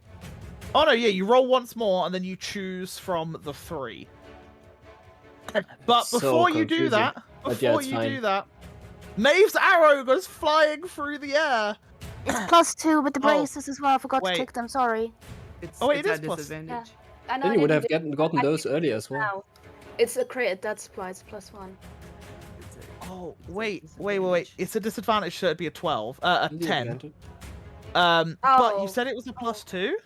Yeah, but it doesn't matter So- if it doesn't if it misses. Well, Isn't it yeah, attack but you roll? rolled a 10 earlier. Yeah. So that'd be a 12. So I need you to roll me a d4 to see if you would have hit the one earlier. No, it's Oh, no, to it's just plus damage. 2 to damage, not to the. hit. Oh, Just damage, Oh, not okay, the yeah, roll. you're fine. Don't worry about it. It's cool. Yes, you both miss. Andros? Give it a try. At disadvantage. Yeah. As all 3 of you miss, and then another round would ensue, it would fly further and further away, and it vanishes off into the clouds, where you see some Tri-Spire wizards chase after it, as well as some more of the drakes flying after the wizards. So it's pure chaos in the sky. But for a moment in your current vicinity, things start to quieten down. But however, as you are all taking this moment to breathe and look around you at the bodies that surround you, the shrieks and the cries from the city remain. And I think that's a good time to take a little break so we can go to the toilet, grab some drinks, grab some snacks, all that good stuff. So guys, we'll be back in like 5-ish minutes. I say 5, it's normally like 7. But yeah, we'll be back in like 5 minutes. See you in 5. Bye, bye, bye, bye, bye, bye, bye, bye, bye. Sure, as there are people eating in the cafeteria, and you just start pulling all the carpets up, and they're like, wow, wow, wow, wow, wow, wow, wow, wow. As like, Hello. Welcome back. Tell us what snacks you got. Tell us what drinks you got. I just have strawberry flavored water. What do you guys got? Monster? Not sponsored. Normally some potato-based snacks from Tim and Lan. We normally have a beer. Nuts, mixed nuts. Very nice. It's like honey coated salt, cashew, and Cool. peanuts things. Iced tea from the lady of iced tea. Off-brand M&Ms. Off-brand M&Ms. Nice. And a nice, drink. nice. Amma has regular Coke and no snacks this evening. Wow. I'm a Wow, what? that's Same, a Amma. very un-Amma-like thing to do. You disappoint us. You have some salting peanuts and Andros in the process. Wait, I'm so confused. Have I missed a conversation? Yeah. What Has to be a snacks have we got? clip. Oh, Oakham has a beer. Let's go. Yeah, right. Well, lemon, lime, hard set. What is that? Seltzer. What's the seltzer? It's like a sparkling water and alcohol. My favorite okay. sparkling Okay. water. And... Hammer lost the Healthy. win. He did this month. Yeah. Right. Well, we're going to jump back in as the party takes a moment of respite with countless bodies surrounding them of the guardsmen that were defending the council. Guys, what are you doing? I was First and wondering, foremost. did I... Sorry. Go ahead. Okay. I was wondering, did I actually kill anything or like any one of the big dudes except for the tribal? Because I don't recall. I don't think I had a kill shot on any of those, did I? I'll be honest, I wasn't tracking it. but Because I would yeah. love to loot something, but I just feel like I just don't feel. What would like- Erhard do? Well, you would want to loot something. So what's he doing? Because they were bad dudes. I guess I go over to the young Drake thingy and. What did you say? An elf with a mask or something? It was wearing a helmet and armor. It had a spear, and yeah, as Arcturus's blade, Shadow Blade, went through it, as he fell back, the helmet rolled off, and you could see he is an elf-looking person, a full elf, with scales on his throat. And the scales are of a reddish-black tinge. Yeah, I think I would like to kind of loot the body, but mainly looking for if there's any like orders, like sheets of paper that might describe why they're doing this, and Sure. also investigate the nature of those scales because it's weird. Roll me an investigation check, and while you're doing that, Shion, roll me a history check, Oh god, please. I get a 10. You got a 10? Okay. A A 13. 13. Okay. As you look at these people around you, you're not quite sure what it is that you know of them, but you have definitely heard or maybe seen people of this nature before. That's for Shion? For Shion. For yourself, you do realize that the the scales on the neck seem to be part of the person. They seem to be born, perhaps, with them, and you believe it to be some sort of hybrid-like race between an elf and some sort of draconic-like creature. Okay. Can I do like a further investigation on like one of the corpses? Sure, I will say this time You can roll me investigation or history, but at disadvantage. I cast guidance, Nice. so you can roll it or do. D4, Yeah, yeah. do I do that, or do people Sure, do that? you can roll the d4. A 20? No, wait, disadvantage. Yeah, so it is a 15. 16 total. yeah. Now that you've gotten a closer look at these creatures, and you look towards the dragonborn-looking gentleman, something twigs. Something from your memory reminds you of these individuals. Years ago, in your time in Quirin, you remember a tribe of winged drake riders used to live within the Spires of Ash. You know that when the Kazakian people were wiped out, hundreds of years after, a new tribe and a new colony moved in.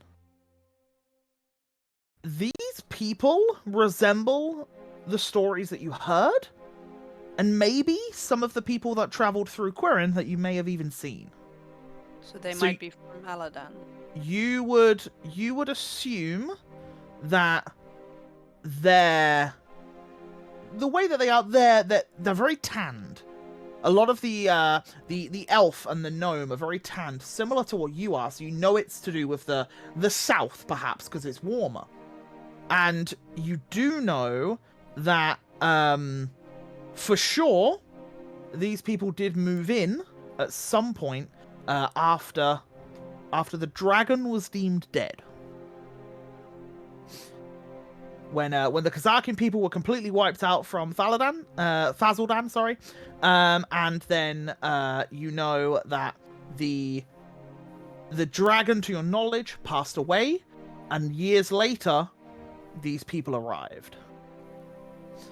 So there is some sort of recognition to who they could be and where they may be from. Whether these people left that tribe and have come north in search of maybe seeking their own fortune, you don't know. But you know at least their origin would have been from that part of the world. Yeah, so as Maeve is standing next to me, I assume, Mm-hmm.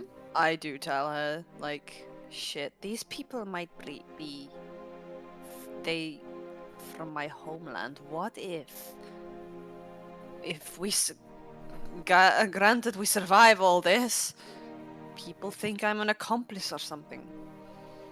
You said a dead dragon?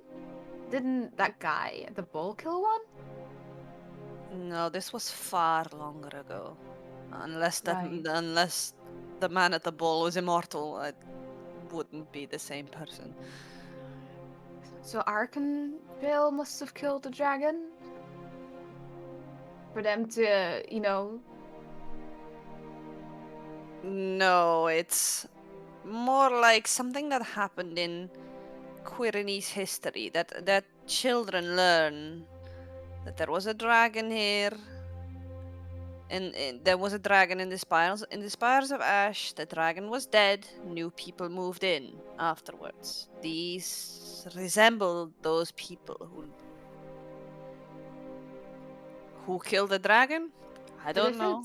It doesn't make sense if it's near your hometown. How would Arkenville have anything to do with it? Exactly. I'm Quirinese. This might be a problem. Well, if they're here, at least they're not attacking Quirin. Yes, but still, I don't want to get peasants with torches and pitchforks running after me as soon as this is all done. As they talking, I guess I just will start moving over to them, if that's fine, and just kind of say like, these guys are strange. Never seen anything like that. I will say from your 10 as well, Ahad, you would know that this is definitely a drake, not a dragon, which is a cousin to a dragon. It's not as powerful, not as strong, not as intelligent. They're more like the animalistic versions of dragons, and they tend to be a lot smaller. But this is, you would know from a 10, this isn't fully grown, but it's also not an infant. Yeah. Given the And information I that guess I kind of share that as well. Like, these are not dragons, but drakes. Given the information that Shion just provided about the history, did I read something about that in one of the books I rented?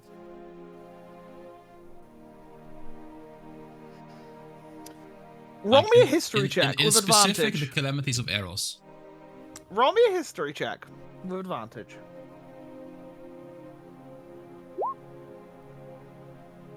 With an 18, you recall that there was Thazaldan, the Inferno of Eros. You know that it wiped out the Kazakian people, completely destroyed them. Its breath weapon was so powerful that it literally melted stone. Like, it was that terrifying of a creature. And you know that there was this red orb in its chest. And you know that the orb empowered its breath. It made it stronger, more powerful. During your research of the calamities, one very minor thing crops up from memory. And it isn't from the south. It's more from the jagged peaks.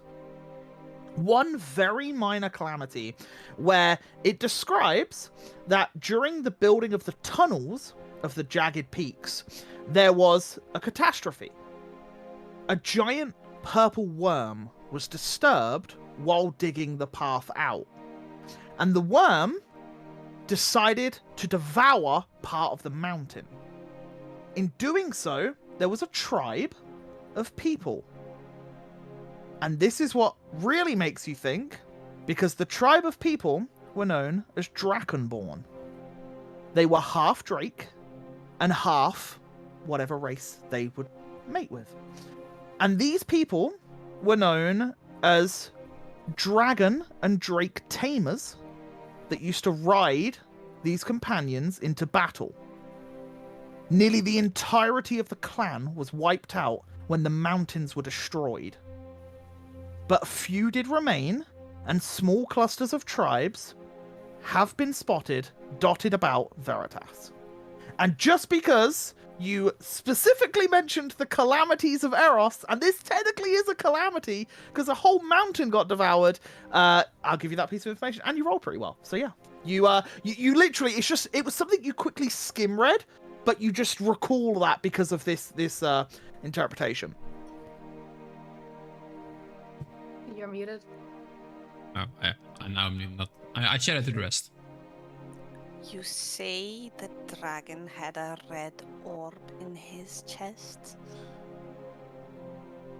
So it seemed it was in the book.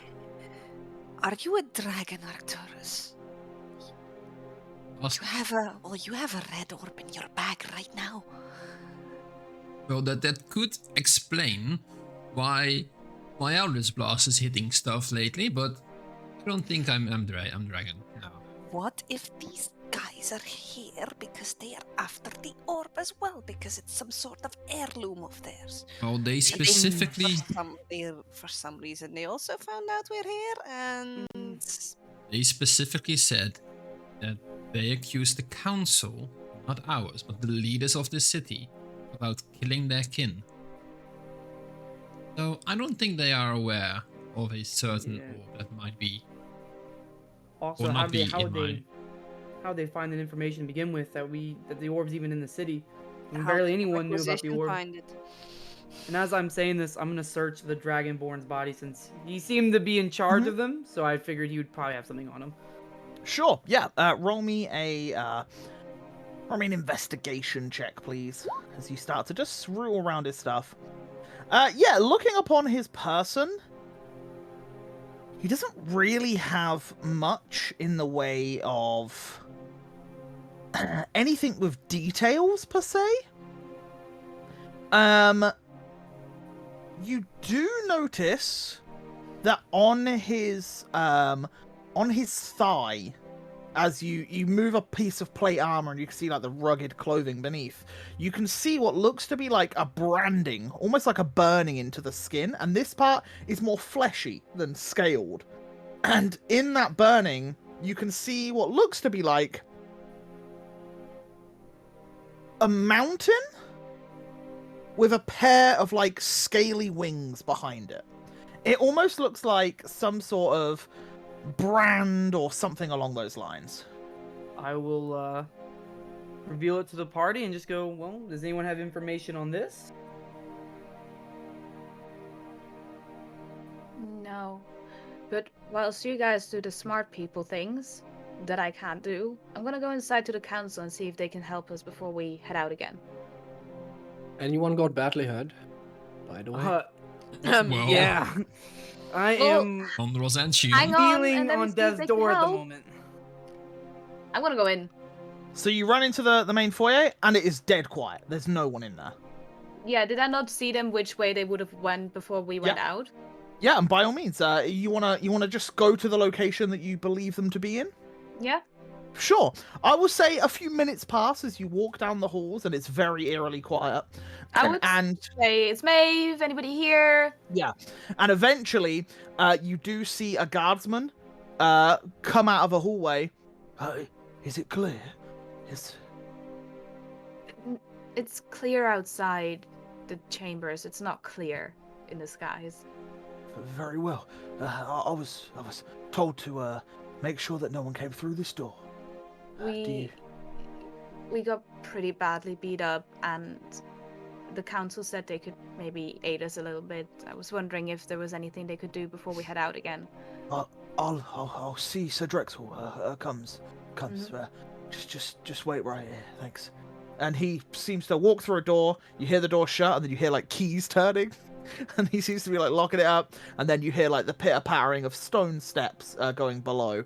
A few moments later, you hear the keys once again, and the door like swing open. And as he does, you do see Sir Drexel walk out. I'm glad to see that you are safe. For now, it's pretty bad out there, and a few of us got pretty badly beat up, and most of your guards are not that good. Well, that's it's They tried, but they're no match for the Drakes. they are just merely men. Right. What aid do you require? There's a few of us pretty beat up, and I don't know if it's even possible. Some of us have gone through some resources, and we want to keep going, but we could do with any help, or maybe even potions. I could spare some healing properties that I am able to give. Right. The rest of the party is still outside. I will accompany you if it is safe for now. It Would is you safe like for to now. lead the way? I'll lead the way, yeah. And while Maeve is gone, the rest of you, you do spot a couple of red figures fly down to the council chambers, and they land on the floor, and one of them is a blonde-haired female, and the other seems to be, he's got like a carrot top, sort of like, almost like a fro, but not quite as much. And he walks up, and you can see there's like blood splatters across his cheek, and he says, "Are the council safe? Are they well?" Yeah. They are. They Great. are. Very well. We will see that more Tri-Spire guards come to this specific place to try and help them more. Do you have any healing, perhaps? We unfortunately do not. We are wizards and sorcerers mainly. I Right. believe if you do need aid, the Divine Ward are giving out as much healing as possible. And at this, Maeve and Drexel come out. I'm glad to see that you're all right. Who needs aid? I can provide it. I stagger over to him. I'm seated on the steps. I'm just raising my hand. I'm hurt. He walks over to you, Andros, and you feel this warmth glow come from his hand as he puts it on your shoulder, and you receive 25 hit points. As he does lay on hands and gives you 25 hit points back, and he looks towards you, Shion. Dear, come here. And he puts out a hand for you to take, and as you take his hand, you feel the warmth surge through you, and he also gives you 25 hit points. Is there more that needs to be had? I have limited supply, you see. Still hurt. He looks towards you, and he clutches onto a symbol of what looks to be like a lion's head. And as he grabs the symbol and he closes his eyes, a gold glow comes from where the symbol is, and he casts a spell upon you, which will be... There you go. You receive 12 points of healing, Andros. Great. Any more, or is that acceptable? I mean, look, if you have any other spares, I'm still, I'm I okay. see. But Maybe you you are know. worse Ross, for we could do wear. a short rest, maybe? No. No, I'm good I- once I get the touching. Once I I get can the. provide more. And he Yeah. touches once more. 15 hit points given. Back to full. Let's go. Anyone else need aid? Tri-Spire Wizard, do you need help? And he looks at him and he says, and he nods, and he gives a lesser healing. He gives 11 hit points to that gentleman. And he nods and he says, Thank you. Hopefully this will aid us at least to get back to the Tri-Spire, to call for more aid to come here. Good. I'm glad that things are going on. How are the skies looking? well, to be perfectly honest, we were unprepared. We were not ready for the fight. The Tri-Spire is untouched due to the barrier that prevents people from entering that are not accessible to. However, there have been reports of drakes in the Amber Ward, in the Silver Ward, in the Flint Ward, as well as a larger drake spotted by all of them in the Canopy Ward. The Divine Ward is holding its own. The clerics and the paladins there are managing to stave off any incursions, and all civilians are to retreat to the Tri-Spire or the Divine Ward. Any that can, that are able to fight, there are reports of at least around about 100 men that have infiltrated the city, that are taking up arms and fighting the guardsmen on the city streets. Some have been spotted in Amber Wards and Silver Wards, but none others in the lower parts of the city. I believe maybe the targeted attack was for the more upperclassmen and not the individuals further south, but the largest drake has landed in the Canopy Ward. Question. Are there more trying to enter the city through the gate, or is this what we've suspected? There were ambushes laid out at the gate, but the gates were locked and none are Okay. able to enter. Tri-Spire wizards are dispatching those at the gates currently. Okay. It Question, seems to be the north and the eastern gates that have been attacked. The two from the south have been untouched. Okay. Have you gotten Tri-Spire mages around the whole city walls, or is it just the certain areas that are currently covered? We are limited in our Vermilion Valkyrie ranks and the Crimson Cloaks, but we are calling the aid of all Tri-Spire wizards to aid us, even those of entry level. They are just trying to defend the citizens and guarding and blocking off the doors. The more advanced wizards are in the air, fighting the drakes airborne. Okay. And where are these people again? Like the more majority of the ground people? They are in the Amber Ward, Silver Ward, and well, I assume they were here. Okay. Do you have how any is the? No, go Do ahead. you Go have ahead. any idea who they are yet? We are completely unaware. We do know that they traveled from the Cloudtop Peaks. That is where the horde mainly came from, which we have been having sightings of creatures nesting there as of late. They look similar to me. Just so everyone is aware, I'm completely unaffiliated with them. Very well. Oh, you are a warden, of course, no? Yes, well, I suppose they're also not part of the Wardens.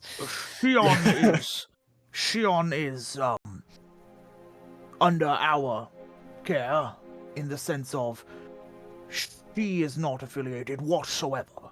So do not fear of any sort of confliction there, Shion. You are very much not one of those. Thank you for that. It You know- is interesting that they have scales, though. Have you ever heard anything of Drakenborn? Dragonborn. Years, many years ago, but I thought most of them were wiped out. When? How?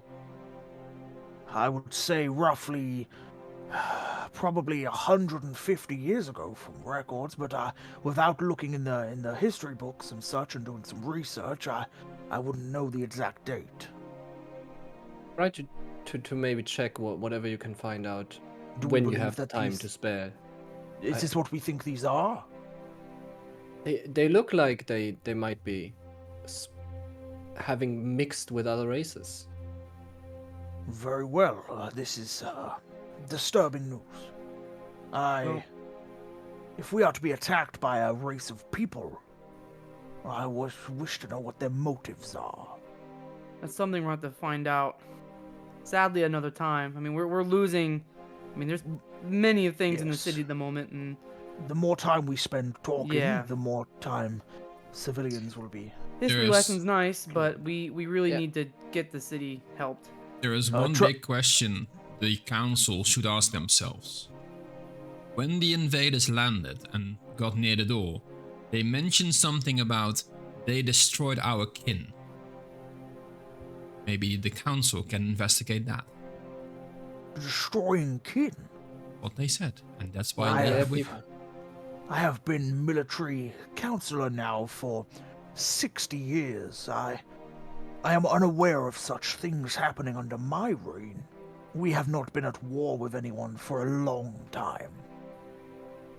It might be worth looking into it, because that's the sole reason they are here, so it seems. Breck is much older and has been part of the council for longer. I will consult with him to see if he knows of any information. Thank you. All right.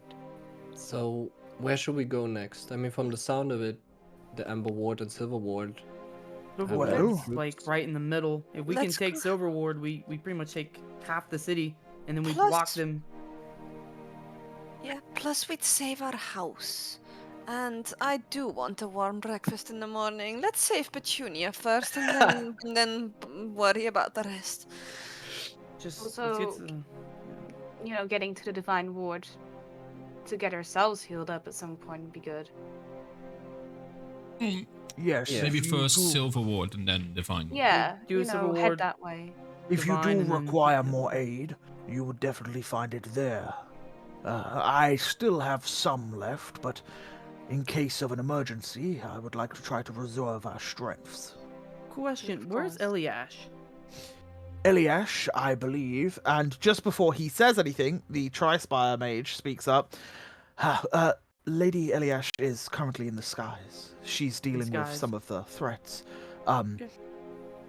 Self and Wagnish have taken to the skies to try and make sure that the Trispire are more prepared. However, I believe they have been targeted more due to the fact that they are more competent wizards. They clearly outskill a lot of us. Right. Okay. Just asking. Let us go. So Yeah, as we this is start Silver Ward. walking, I want to put the Pearl of Power in my Mhm. my Yeah. hand and restore a Also, spell one, slot. one question. Did this all count as a short rest? I would say it's not been an hour. If you want to continue it to be an hour, that's up to you. I'll leave it up to the rest. I think we need to help the city. I don't know. I I'm don't want to in know that what the same boat. consequences are if we wait. Well, then we move. Move. Okay. And as you start to leave, the Sir Drexel and the Trispire Mage begin to talk a little more. When Sir Drexel says, "Come with me. It would be good to have your aid here with Breck."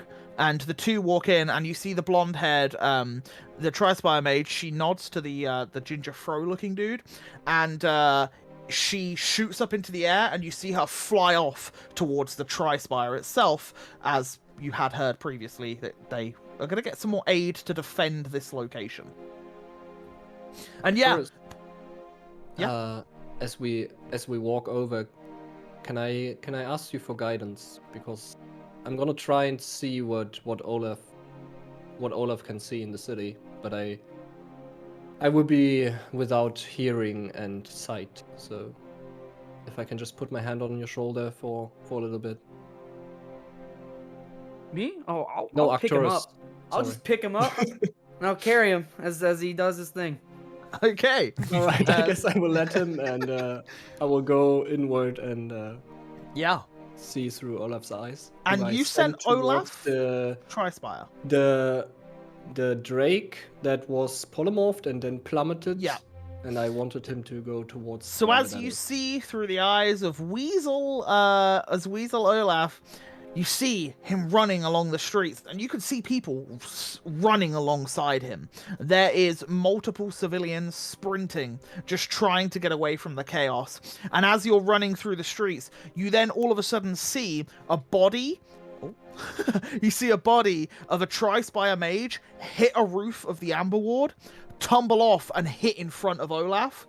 And Olaf leaps over the body, carries on running, and as he does, you see a Drake scoop down over the top of Olaf's head, and you just see the talons rake through, grabbing one of these civilians, flying up 50 feet into the air, and just releasing them.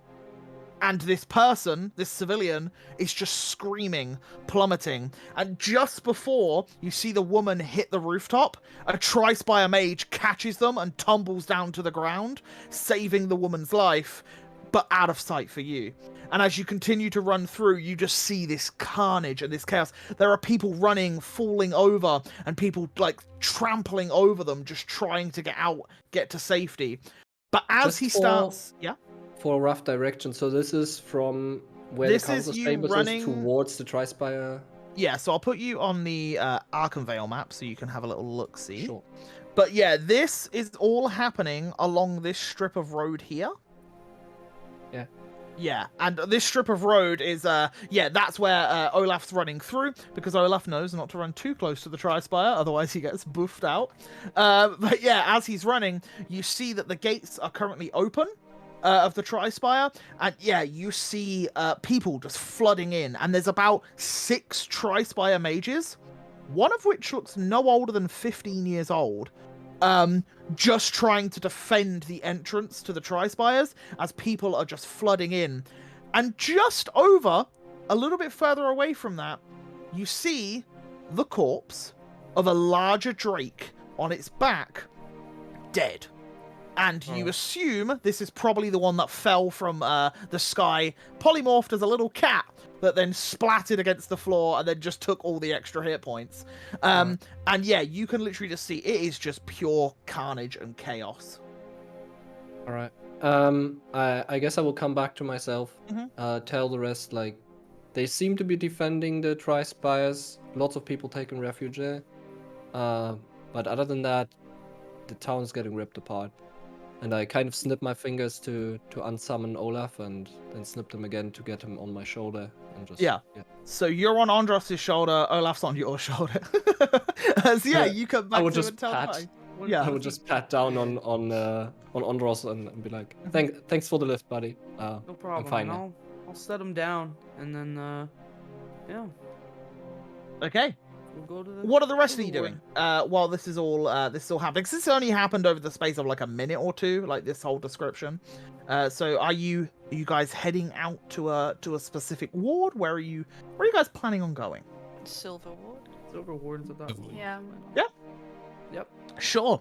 So as you leave the council chambers and turn right towards the Silver Ward, you can see, just looking in the sky, the southern part of the town doesn't look as chaotic. There seems to be a lot less drakes on this side of the city. It seems more centered around the Tri-Spire, Amber Ward, and the council chambers. There are quite a few above the Silver Ward as well, but when you look further afield towards Flint and Canopy, there are drakes, but there's nowhere near as many. There's probably like a handful just circling around, diving down, coming back up. But it does definitely seem that it's more targeted towards the north of the city. And as that's happening, yeah, you guys, are you running? Are you walking? Like, what sort of pace are you going for? probably like a Fast brisk walking. walk. Yeah, yeah, sure. Not a problem. Yeah, and as you briskly walk through, you do definitely pass a few people that are just running. There's like a shopkeep that is just absolutely sprinting his little heart out towards the Tri-Spires. You see a father carrying his daughter and running towards the Tri-Spires as well. And you just see like an eclectic mix of different races of all these people just fleeing their homes and the city streets. And as you enter the Silver Ward, and you know that there's houses either side and a strip of like grass and some trees in the middle. As you cut down and into the Silver Ward proper, you see up ahead of you what looks to be like a battle that's waging on already. And I would like Zeb, roll me a D100, please. 3. A 3. Mm. Okay. As you see two slightly larger drakes, a similar sort of size to the ones on the clock towers, in amongst, on the ground, fighting what looks to be like 20 or so guards that are all trying to stab towards it. Where you are currently, you see no Tri-Spire wizards. There are none in this particular area. But what you do notice... You know what? Actually, everyone roll me a perception check. Let's see what you do notice. See if you spot any intricacies in this battle. Ahad definitely doesn't. Shion does. 20. Andros doesn't. Maeve does. Arcturus doesn't. Okay. So as Shion and Maeve, you are the two that spot something. Maeve, the thing you spot is a familiar face. Fighting alongside the guards appears to be Yusuf, who seems to be fighting, trying to kill one of these drakes. You can see that the attire he is in is not battle ready. He seems to still be in his suits as if he recently arrived home to a big kerfuffle. However, Shion, for getting a 20, which was the exact DC to spot this person, a little bit further along, on the other side of the grass and the trees, you see the second drake that's there, fighting what looks to be like 5 guards and a very short man. And you can see, as you hear the voice and see him, you see Faddington Blair with the guards trying his hardest to try and stave off this drake. And on both sides, you see civilians running. But the side Yusuf is on, you also see what looks to be like about 8 of these tribesmen fighting a big group of guards as well. And it just seems to be pure chaos in this particular area. And you can see that parts of the buildings have like crumbled a bit, and like a drake has clearly landed on it, and a chunk of the building has fell and like scattered all debris across the roadside. So you can see that there's been some sort of chaos here within literally like the last half an hour or so.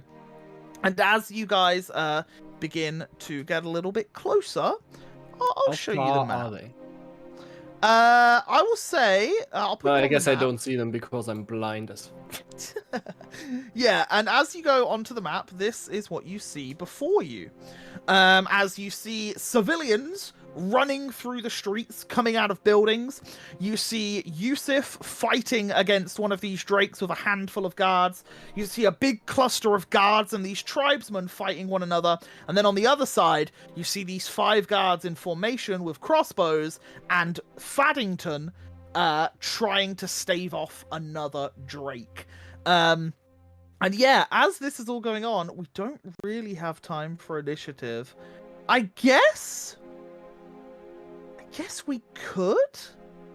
We could start it. Sure, we'll We start can finish it. We do. We can. If you don't finish it in time, then that's absolutely fine. We'll have to cut in the middle of battle, which is also a good cliffhanger. So yeah, so we'll start it.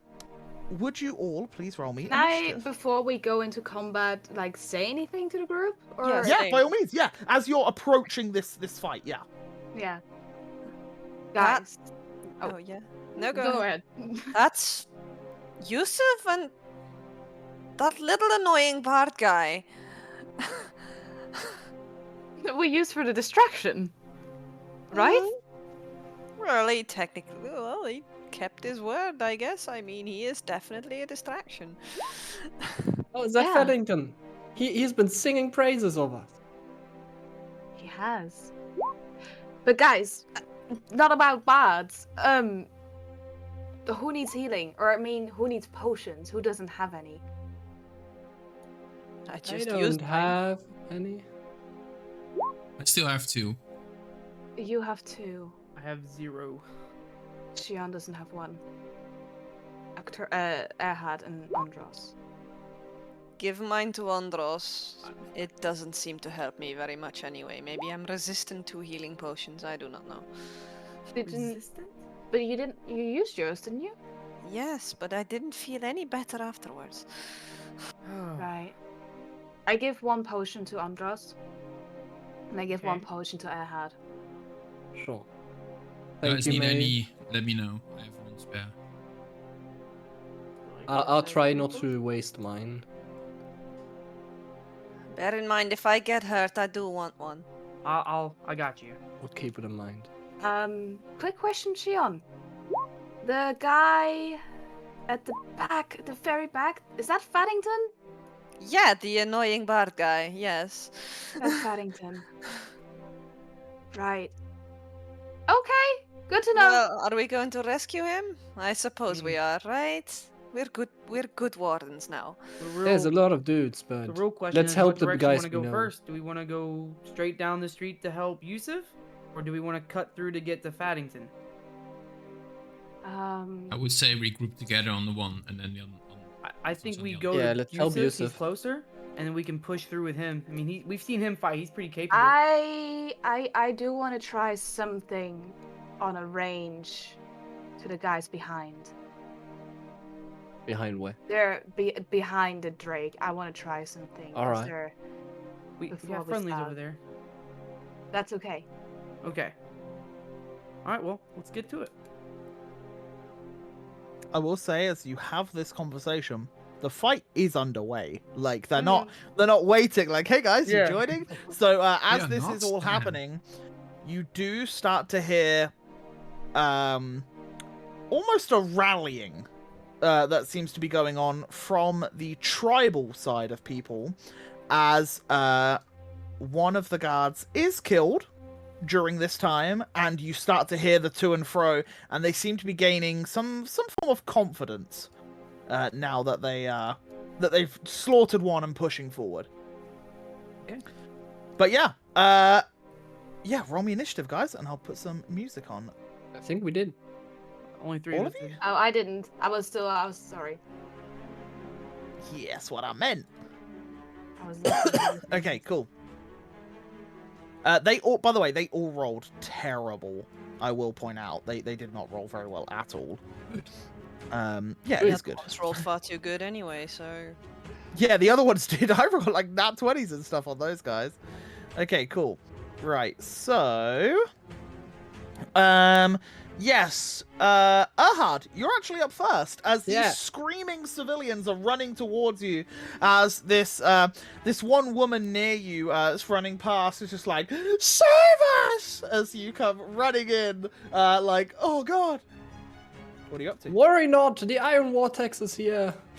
I step forward and I cast slow. Iron Vortex! Yeah, what's the range on? It's a 120. So Ooh, I'm getting snap. very far with that. Okay. So I will actually cast it right here in the back. God damn it, give him my On the very pointer. back, yeah? There. Yep. Like, and And which 40 6 are you choosing? and 6 like this spellcaster. Yep, you can go for him. Hopefully. That guy. That guy. Yep. That guy. If you choose all the bottom people, that's 6 total. I guess and I that will guy. choose that one as well, yeah. Okay, cool. Fine. Thank you. All the bottom of it, yeah. Thank you. Okay, so it is a wisdom? That was a wisdom save, yeah. Okay. 1, 2, Yes. Yes. 3, Yes. 4, No. 5. Yes. Okay, that's a lot. And another. I'm getting that. Ah, okay. That means he would succeed, right? He would succeed, yes. I think I would just bend luck. I'm just Okay. So what does that? Yeah. It gives it -4, like a D4 minus 1d4. Well, I think even a 1 is enough, Yes, right? Yeah. it- So yeah, it feels there better. you go. As you bend the luck and you twist it so that the spell takes hold, and the bubble once again pops, and yeah, you just see them all like, what is going Hold on! as they're all like trying to kill. They're like, "What?" like really, really slow. Yeah. Are you moving? You've moved? I moved, I will stay where I'm at. Okay, brilliant. Next up, Maeve. Or No. Andros. I'll let you decide who goes. Which one Who wants to has- go first? I mean, what do you want to do? It When it's allies, it matter. doesn't matter. Yeah. doesn't so- matter. Okay, It you doesn't go. matter. I'll follow Okay. your lead. As Maeve stands next to Erhard, and she's sweating a little bit, but her hands rise up like this, and her eyes start to glow as you see a droplet of sweat. Well, maybe you wouldn't, but a droplet of sweat like falls down her face, goes to the front of her hands, and this wave of water goes over the first drake and crashes down on all of these. You can't see me selecting them, but everybody and one guard down there. What spell are you casting? Tidal wave. What's the range on Tidal Wave? 120. Oh my lord. Okay, so you're hitting one guard as well. Yeah, I'm sorry, he's just there. So how does that hit all of them? It hits all of them but the guy at the far, like the, At the the back. So dragons. yeah, it's 10 foot. Yeah. Perfect. So- Perfect. And the guard. I need dexterity saving throws. Okay. Which they have a -2 on. when Yeah, they're slowed. Ahad, give me a quick D20 roll, just in case something Yeah. crazy does happen, because that will change maybe Yeah. something. No, 14. you're good. Okay, cool. Yeah, so you see this gigantic wave just form from this bead of sweat, and as it rocks up way over all of the people, and there's like droplets of water hitting the people below, and everyone's like, what? As this wave then crashes into the back line.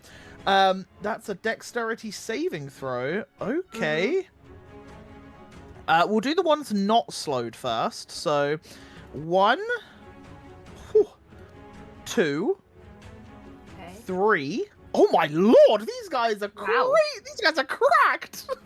And then we'll do the ones at disadvantage. So 1, No, 2. -2, just a -2. Oh, not -2. disadvantage. Thank you. Yeah, you're right. 3. It literally doesn't matter because they rolled dog. They're Okay. slow. Oh, I've just realized. Wait, what is your half damage? 12? Sorry, my internet is bad. I can't hear you. It's okay. 12. I think half damage is 12, right? Yeah. Yes. And the DC's 14. So, Yes. it didn't matter what I rolled because they have 11 hit points. Okay. So, nice. but that does include the guard. Yeah. Sorry. Take one for the team. So, yeah, Damage. they, yeah, you just, yeah, okay. That's so many people. Wow. Okay, yeah. All those people die. And there Is is that we need a quick combat? No, I'm just very shocked. That was crazy. Yeah, as all those people die, and you just see after the wave crashes into them, all the bodies are just on the floor being pushed away with the water, and there's just the one mage guy now stood, and all he can see is just a row of these guards. Yeah. You just hear me whisper, "Holy shit! I should do that more often." That's kind of crazy. And after that, Andros, what are you gonna do to match that, huh? I got nothing to match that, as I'm really far away. So I'm gonna run up about 30 feet, get as far as I can, closer. Let's be about here. Sure. Well, actually, I can move up one more. Okay. So I'll be here. And I have my bow. I can't get there. I can't get close to this yet.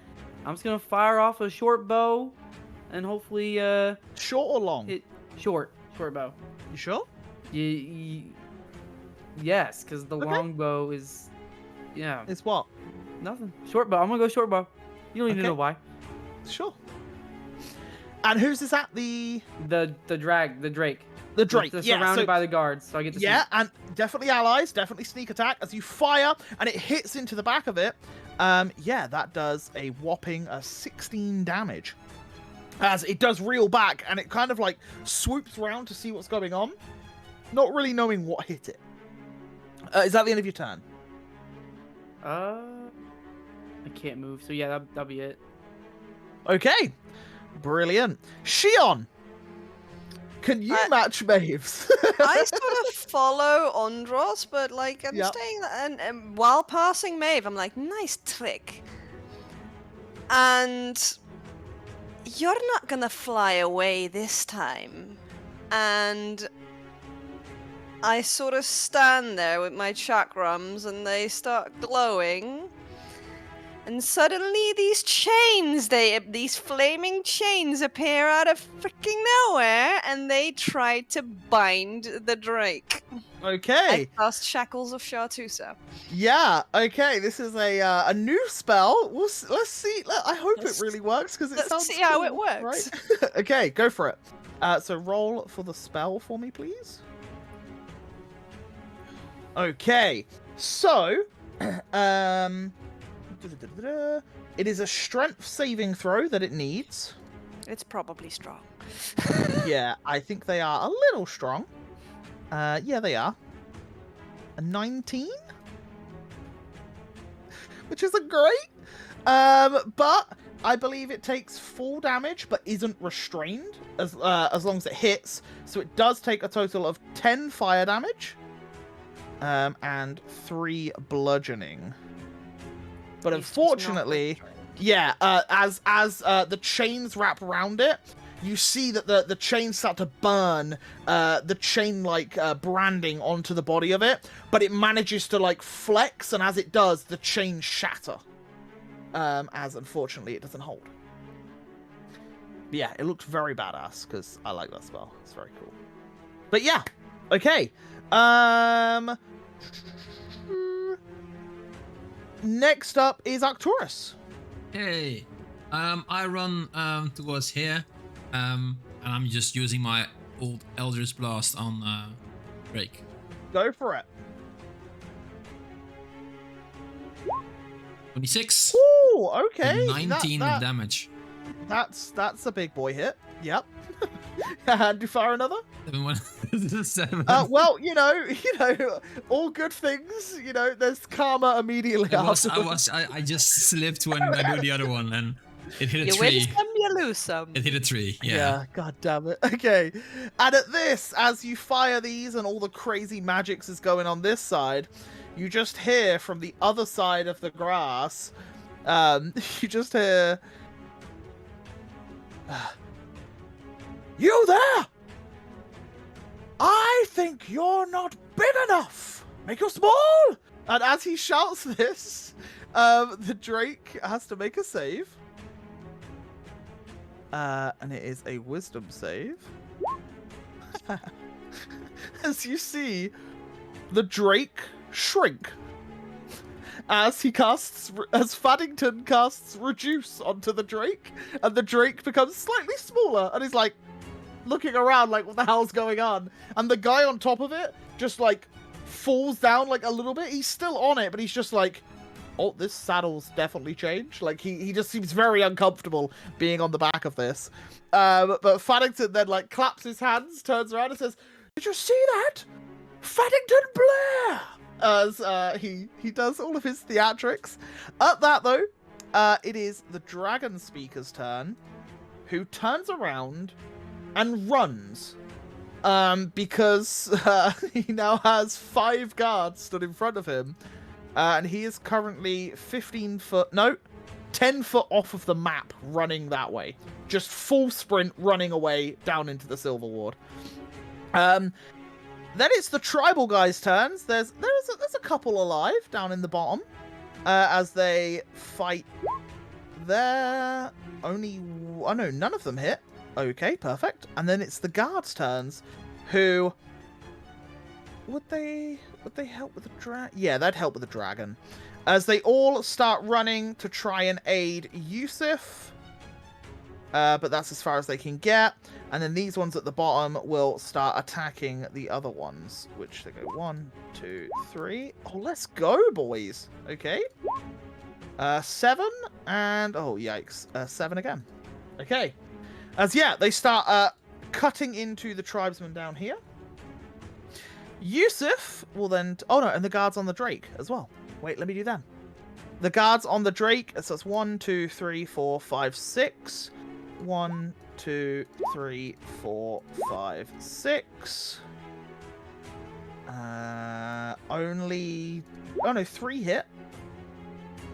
There we go. That is a total of 20. That's actually pretty good.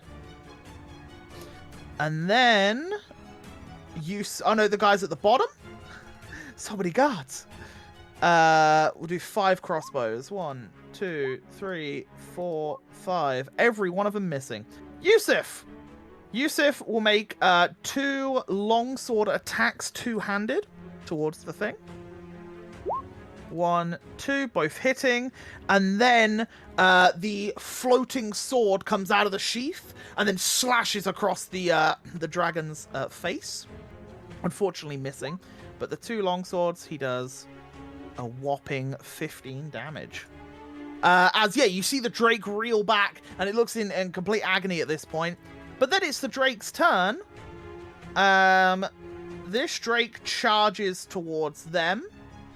And we'll do this, but it's a minus D4 to its damage. So it kills that guy. And then it steps forward and goes again. It's a minus D4. That misses, so that's fine. And in the top one, it makes 2 rend attacks against Yusuf. 17 and 19. And then a tail smash behind him at one of the guards. So this does 25 to Yusuf. And then to one of the guards, 8, which he manages to survive. There we go. And then we are back to the top of the round. Ahad, you're up. That Drake, right? It's considered 2 targets, right? Because there's the rider and and the Drake, yeah. So Okay. the rider foregoes his attacks to make the Drake attack. Cool. Yeah. Oh, nice. I will cast Acid Splash on. Yeah, go for it. On them both. That's a dex save. Okay. Dex save. He fails, so his rider also fails because they okay. share the same dex, just because they are one unit together. So yeah, that's 8 damage on both. Very nice. Cool. And I guess I will just go forward a bit, just because there's more stuff to be done. Yeah, sure. And yeah, as you run forward, Maeve, you're up. Yes. I will also run 1, 2, 3, 4. I will run up to here. And I will just like crossbow the Drake. Or actually no, can I target the rider? Yeah, watch you come. I'll target the rider. Go for it.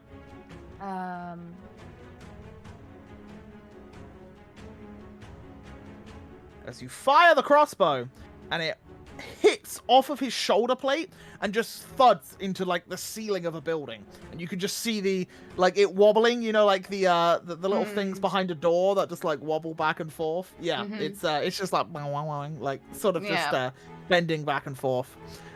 Is that the end of your turn? Yes. Okay, Andros. Okay, so I can get here. As I'm moving up, I'm gonna pull out the white tusk blade and I'm gonna go for a slash. Go for it. Onto the Drake. Where this lands. You slide on in and stab up towards it, but as you do, the tail comes swinging round, and just as it swings round, you have to like move just slightly as you duck underneath the tail, but unfortunately lose your attack. Do we still have to and bless? I will offhand dagger. Yes, you still have bless. Mhm. Yeah. Wait. Offhand dagger. Yeah, go for it. Yeah. Which does hit, and you do still get sneak attack because you haven't used it yet. So that does a whopping. Ooh, so that is 20 total. 20. Yeah. As you stab into it, and it shrieks, and you just see, like, you rip the blade down its, like, tail, and you just see blood starts gushing out all And- over the floor. That's my bonus action, right? That attack? The Attack, offhand that was attack? action, bonus, movement. Okay. Yeah. Okay. That's fine. All done? Yeah, Shion, you're up. I go stand next to Maeve, and I'll cast Firebolt at the rider. Go for it. E- A 12, D4. I still have bless, yeah. Yes, it's still active. It will be active till the end of this fight, pretty much. Is exactly enough to hit. As the bolt hits him in the back of the head, and, like, you see the helmet come flying off again. And as he looks back, you now see a human man with, again, the scales down his throat. And as he looks back towards you, you can see that there is visible pain and anger in his eyes. But is that the end of your turn? Yep. Okay, Arcturus. Also, all of these civilians would have definitely carried on running. I forgot to move them though, so I'll They just were start like, moving I'm them now. standing here. I'm about to watch. Help me! I'm moving in and learning from before the Drake flying away. I specifically also aim for the wings of the Drake. Okay, go for it. With Eldritch Blast, Go for it. which is a 22 with 9 force damage. Well, before you do anything else, you fire, and as you fire through the wing, it reaches his head round, and the blast hits into its face, Cool. killing the Drake. As the rider tumbles off the back of it, and is now stood on the floor with spear in hand. I can still move a little bit, right? Where were you last turn? I believe around here. Yeah, so 1, 2, 3, 4. Yeah, you've got like 2 squares left. Yeah, so I'm gonna move myself here, and I shout in Draconic, surrender or die, Okay. and I Roll me an intimidation check, please.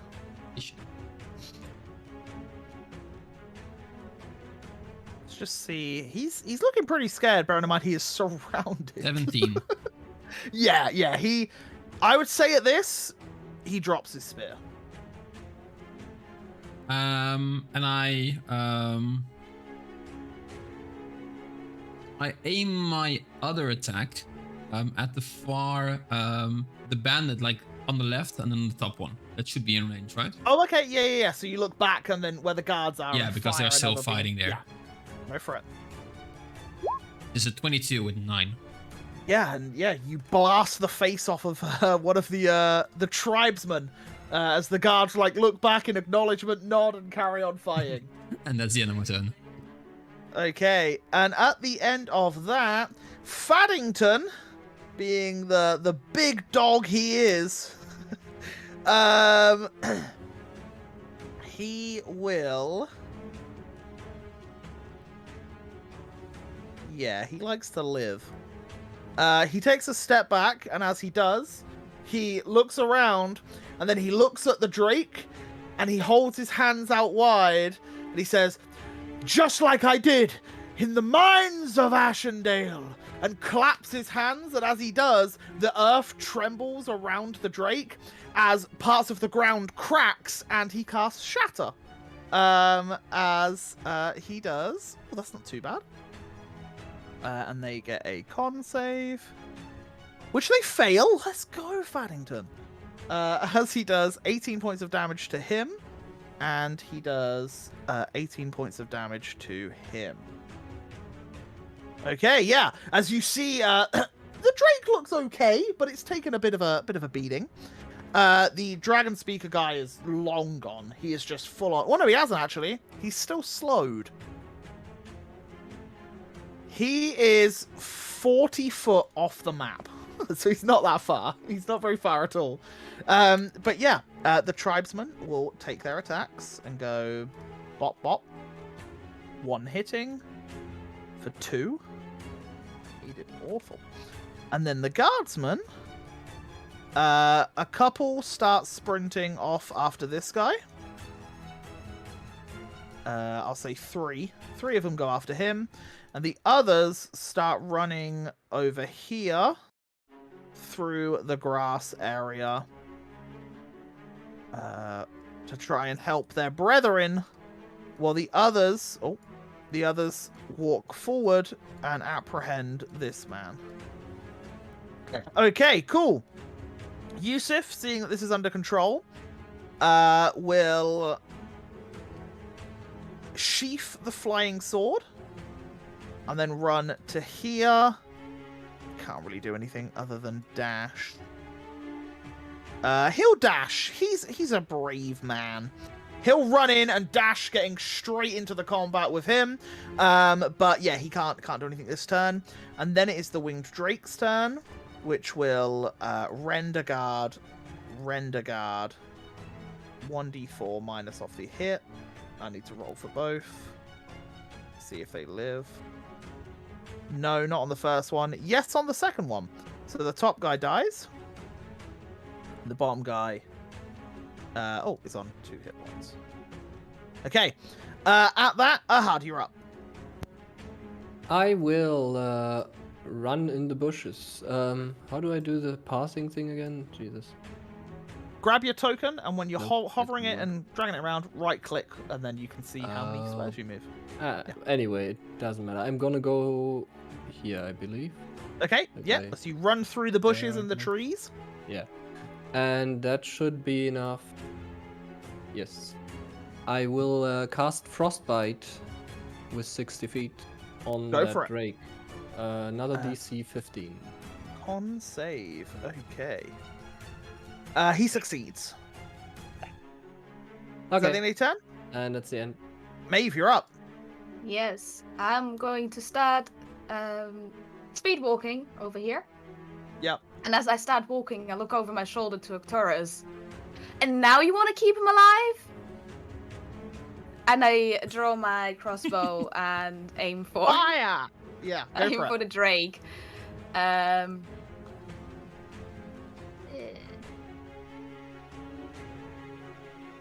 Hitting Yeah, on awesome. 23.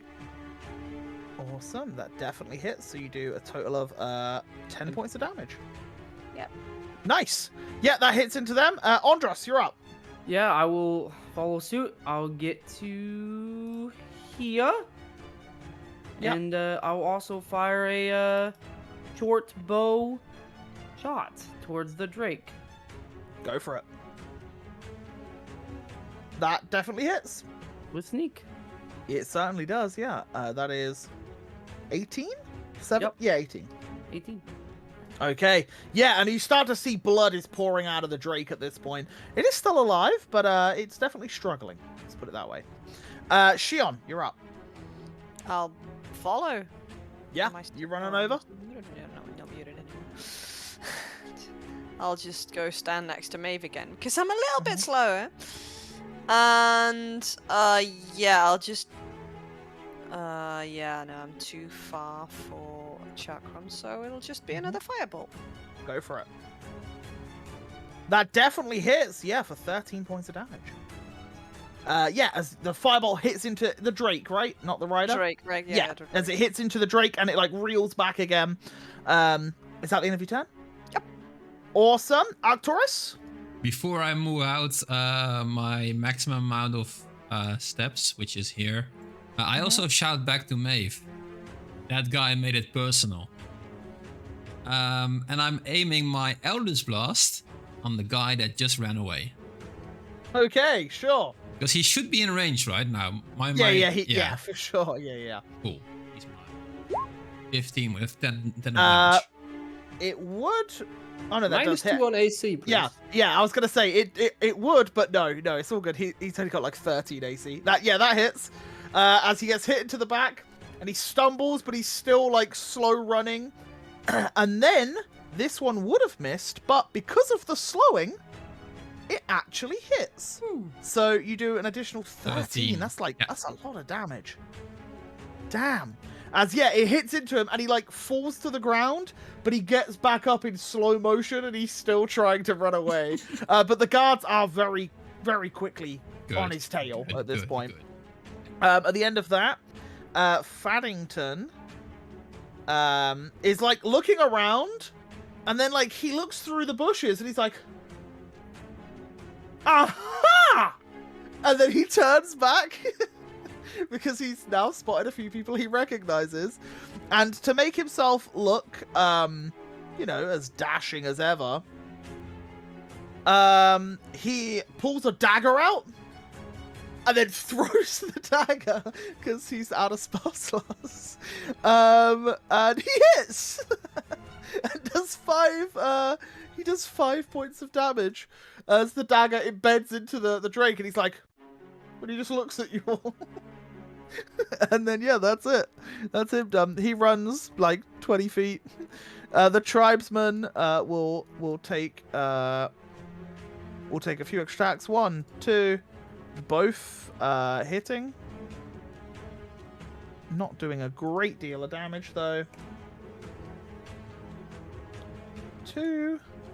And then the guardsman, because I actually forgot the guardsman by the drake last time, so I'll let them have 2 turns. The guardsman by the tribesman will bam, bam, bam.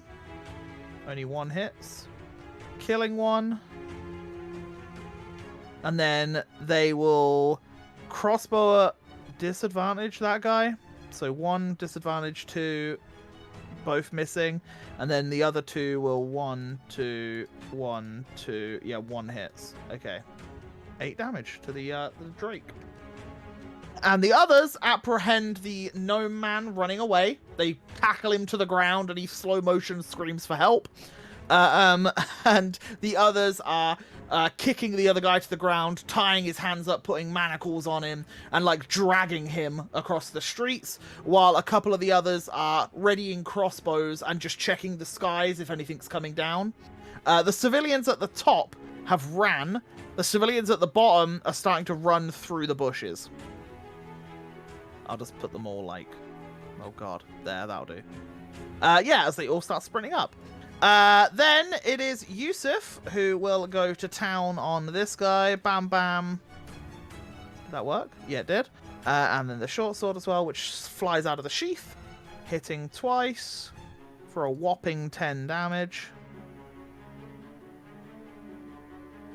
And then the drake will use disengage and fly 60 foot into the sky.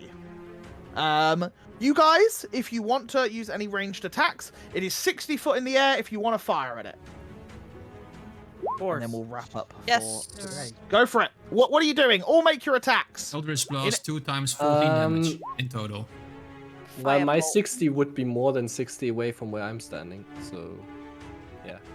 Yes, it's either the distance of where you are or 60 foot, whichever's closer. That Whichever's guy's so dead. Yeah, further. Yeah, I think he is dead. Wait, What? before anyone else does anything. Wait there. 7. I've done your 14. 7. You don't get sneak attack, so it's only 4. Okay, and as Shion's firebolt goes off, you see the guard plummet 60 feet. The rider plummet 60 feet. So I will roll 66 as he hits the ground, splats, and there isn't another sound made from him. As it's a lot of damage. As he falls a very long way. And as this happens, you start to hear we'll say the last tribesman drops his spear and he's just like, because he's on 4 hit points anyway, and he's the last guy left. You start to hear a few people happy. You definitely get a sense of joy coming from the guards because they've survived. But there is still a panic going on as the civilians are being escorted up towards the Tri-Spire. And as you all look around to try and see what's going on, Yusuf spots you all, smiles, sheaths his sword, begins to walk over, as Faddington, arms out, walking around like he's just done the craziest thing of his life. And he looks towards you all, and he's like, so, the Iron Vortex. Oh, has it been a while? And as he says that, that is where we will end tonight's session, as good old Faddington and Yusuf were in the Silver Ward. So yeah, that's where we're going to end tonight's session. Let's really quickly, because we went on a little bit longer, because I just thought, you know what, we could really quickly wrap that up. Let's go on and go around and say who we are, where you can find us. Tim, take it away. Guys, I am Tim. I'm the male half of Team Logic NL, and I'll stream on the Team Logic NL channel normally every Saturday and Tuesday, but not tomorrow because I'm doing sports, so don't bother visiting the channel because nothing's going to happen there. But we'll see you Tuesday with another instance of remote. So yeah. Or visit it to follow it, so the next time they're live, then you know that they're live. That is There a you very go. wise thing to do, by the way. I got you back. Also, good luck with the tournament. Yeah, we're doing a volleyball tournament Hey, this let's Saturday go. and Sunday. So 2 days of sports.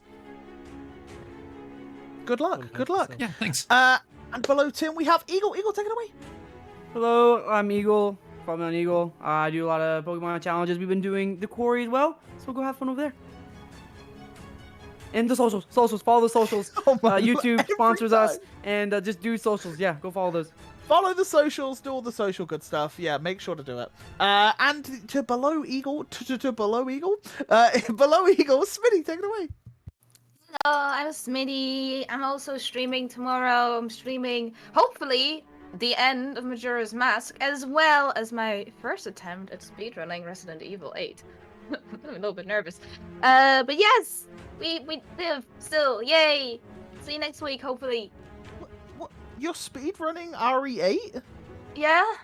Wait, that's cool. That's literally the reason I started streaming, I was because of Resi know! speedruns. I'm That's stepping kind of in your footsteps. wow. I never did Wow. it. I never did it because I was like, Oh. it's too stressful. I mean, it's gonna be like a personal best, okay? If I do it Oh, in like 6 hours, I'm happy. Oh, that's really cool. That's really, really cool. I didn't know that. Awesome. See, even I learned stuff here. And the other side of the screen, Zeb, take it away. Yeah, I'm Agent Zeb. I stream sometimes, last couple weeks, sick leave and whatever. Tomorrow I'm back to work, so who knows how that goes, because everyone got corona now, because Germany decided to not wear masks anymore. And, yeah, I will stream probably Sunday or Monday. We'll see. And yeah, I stream stuff like RPG, strategy, all kinds of variety. Awesome. And above Zeb, we have Lan. Lan, take it away.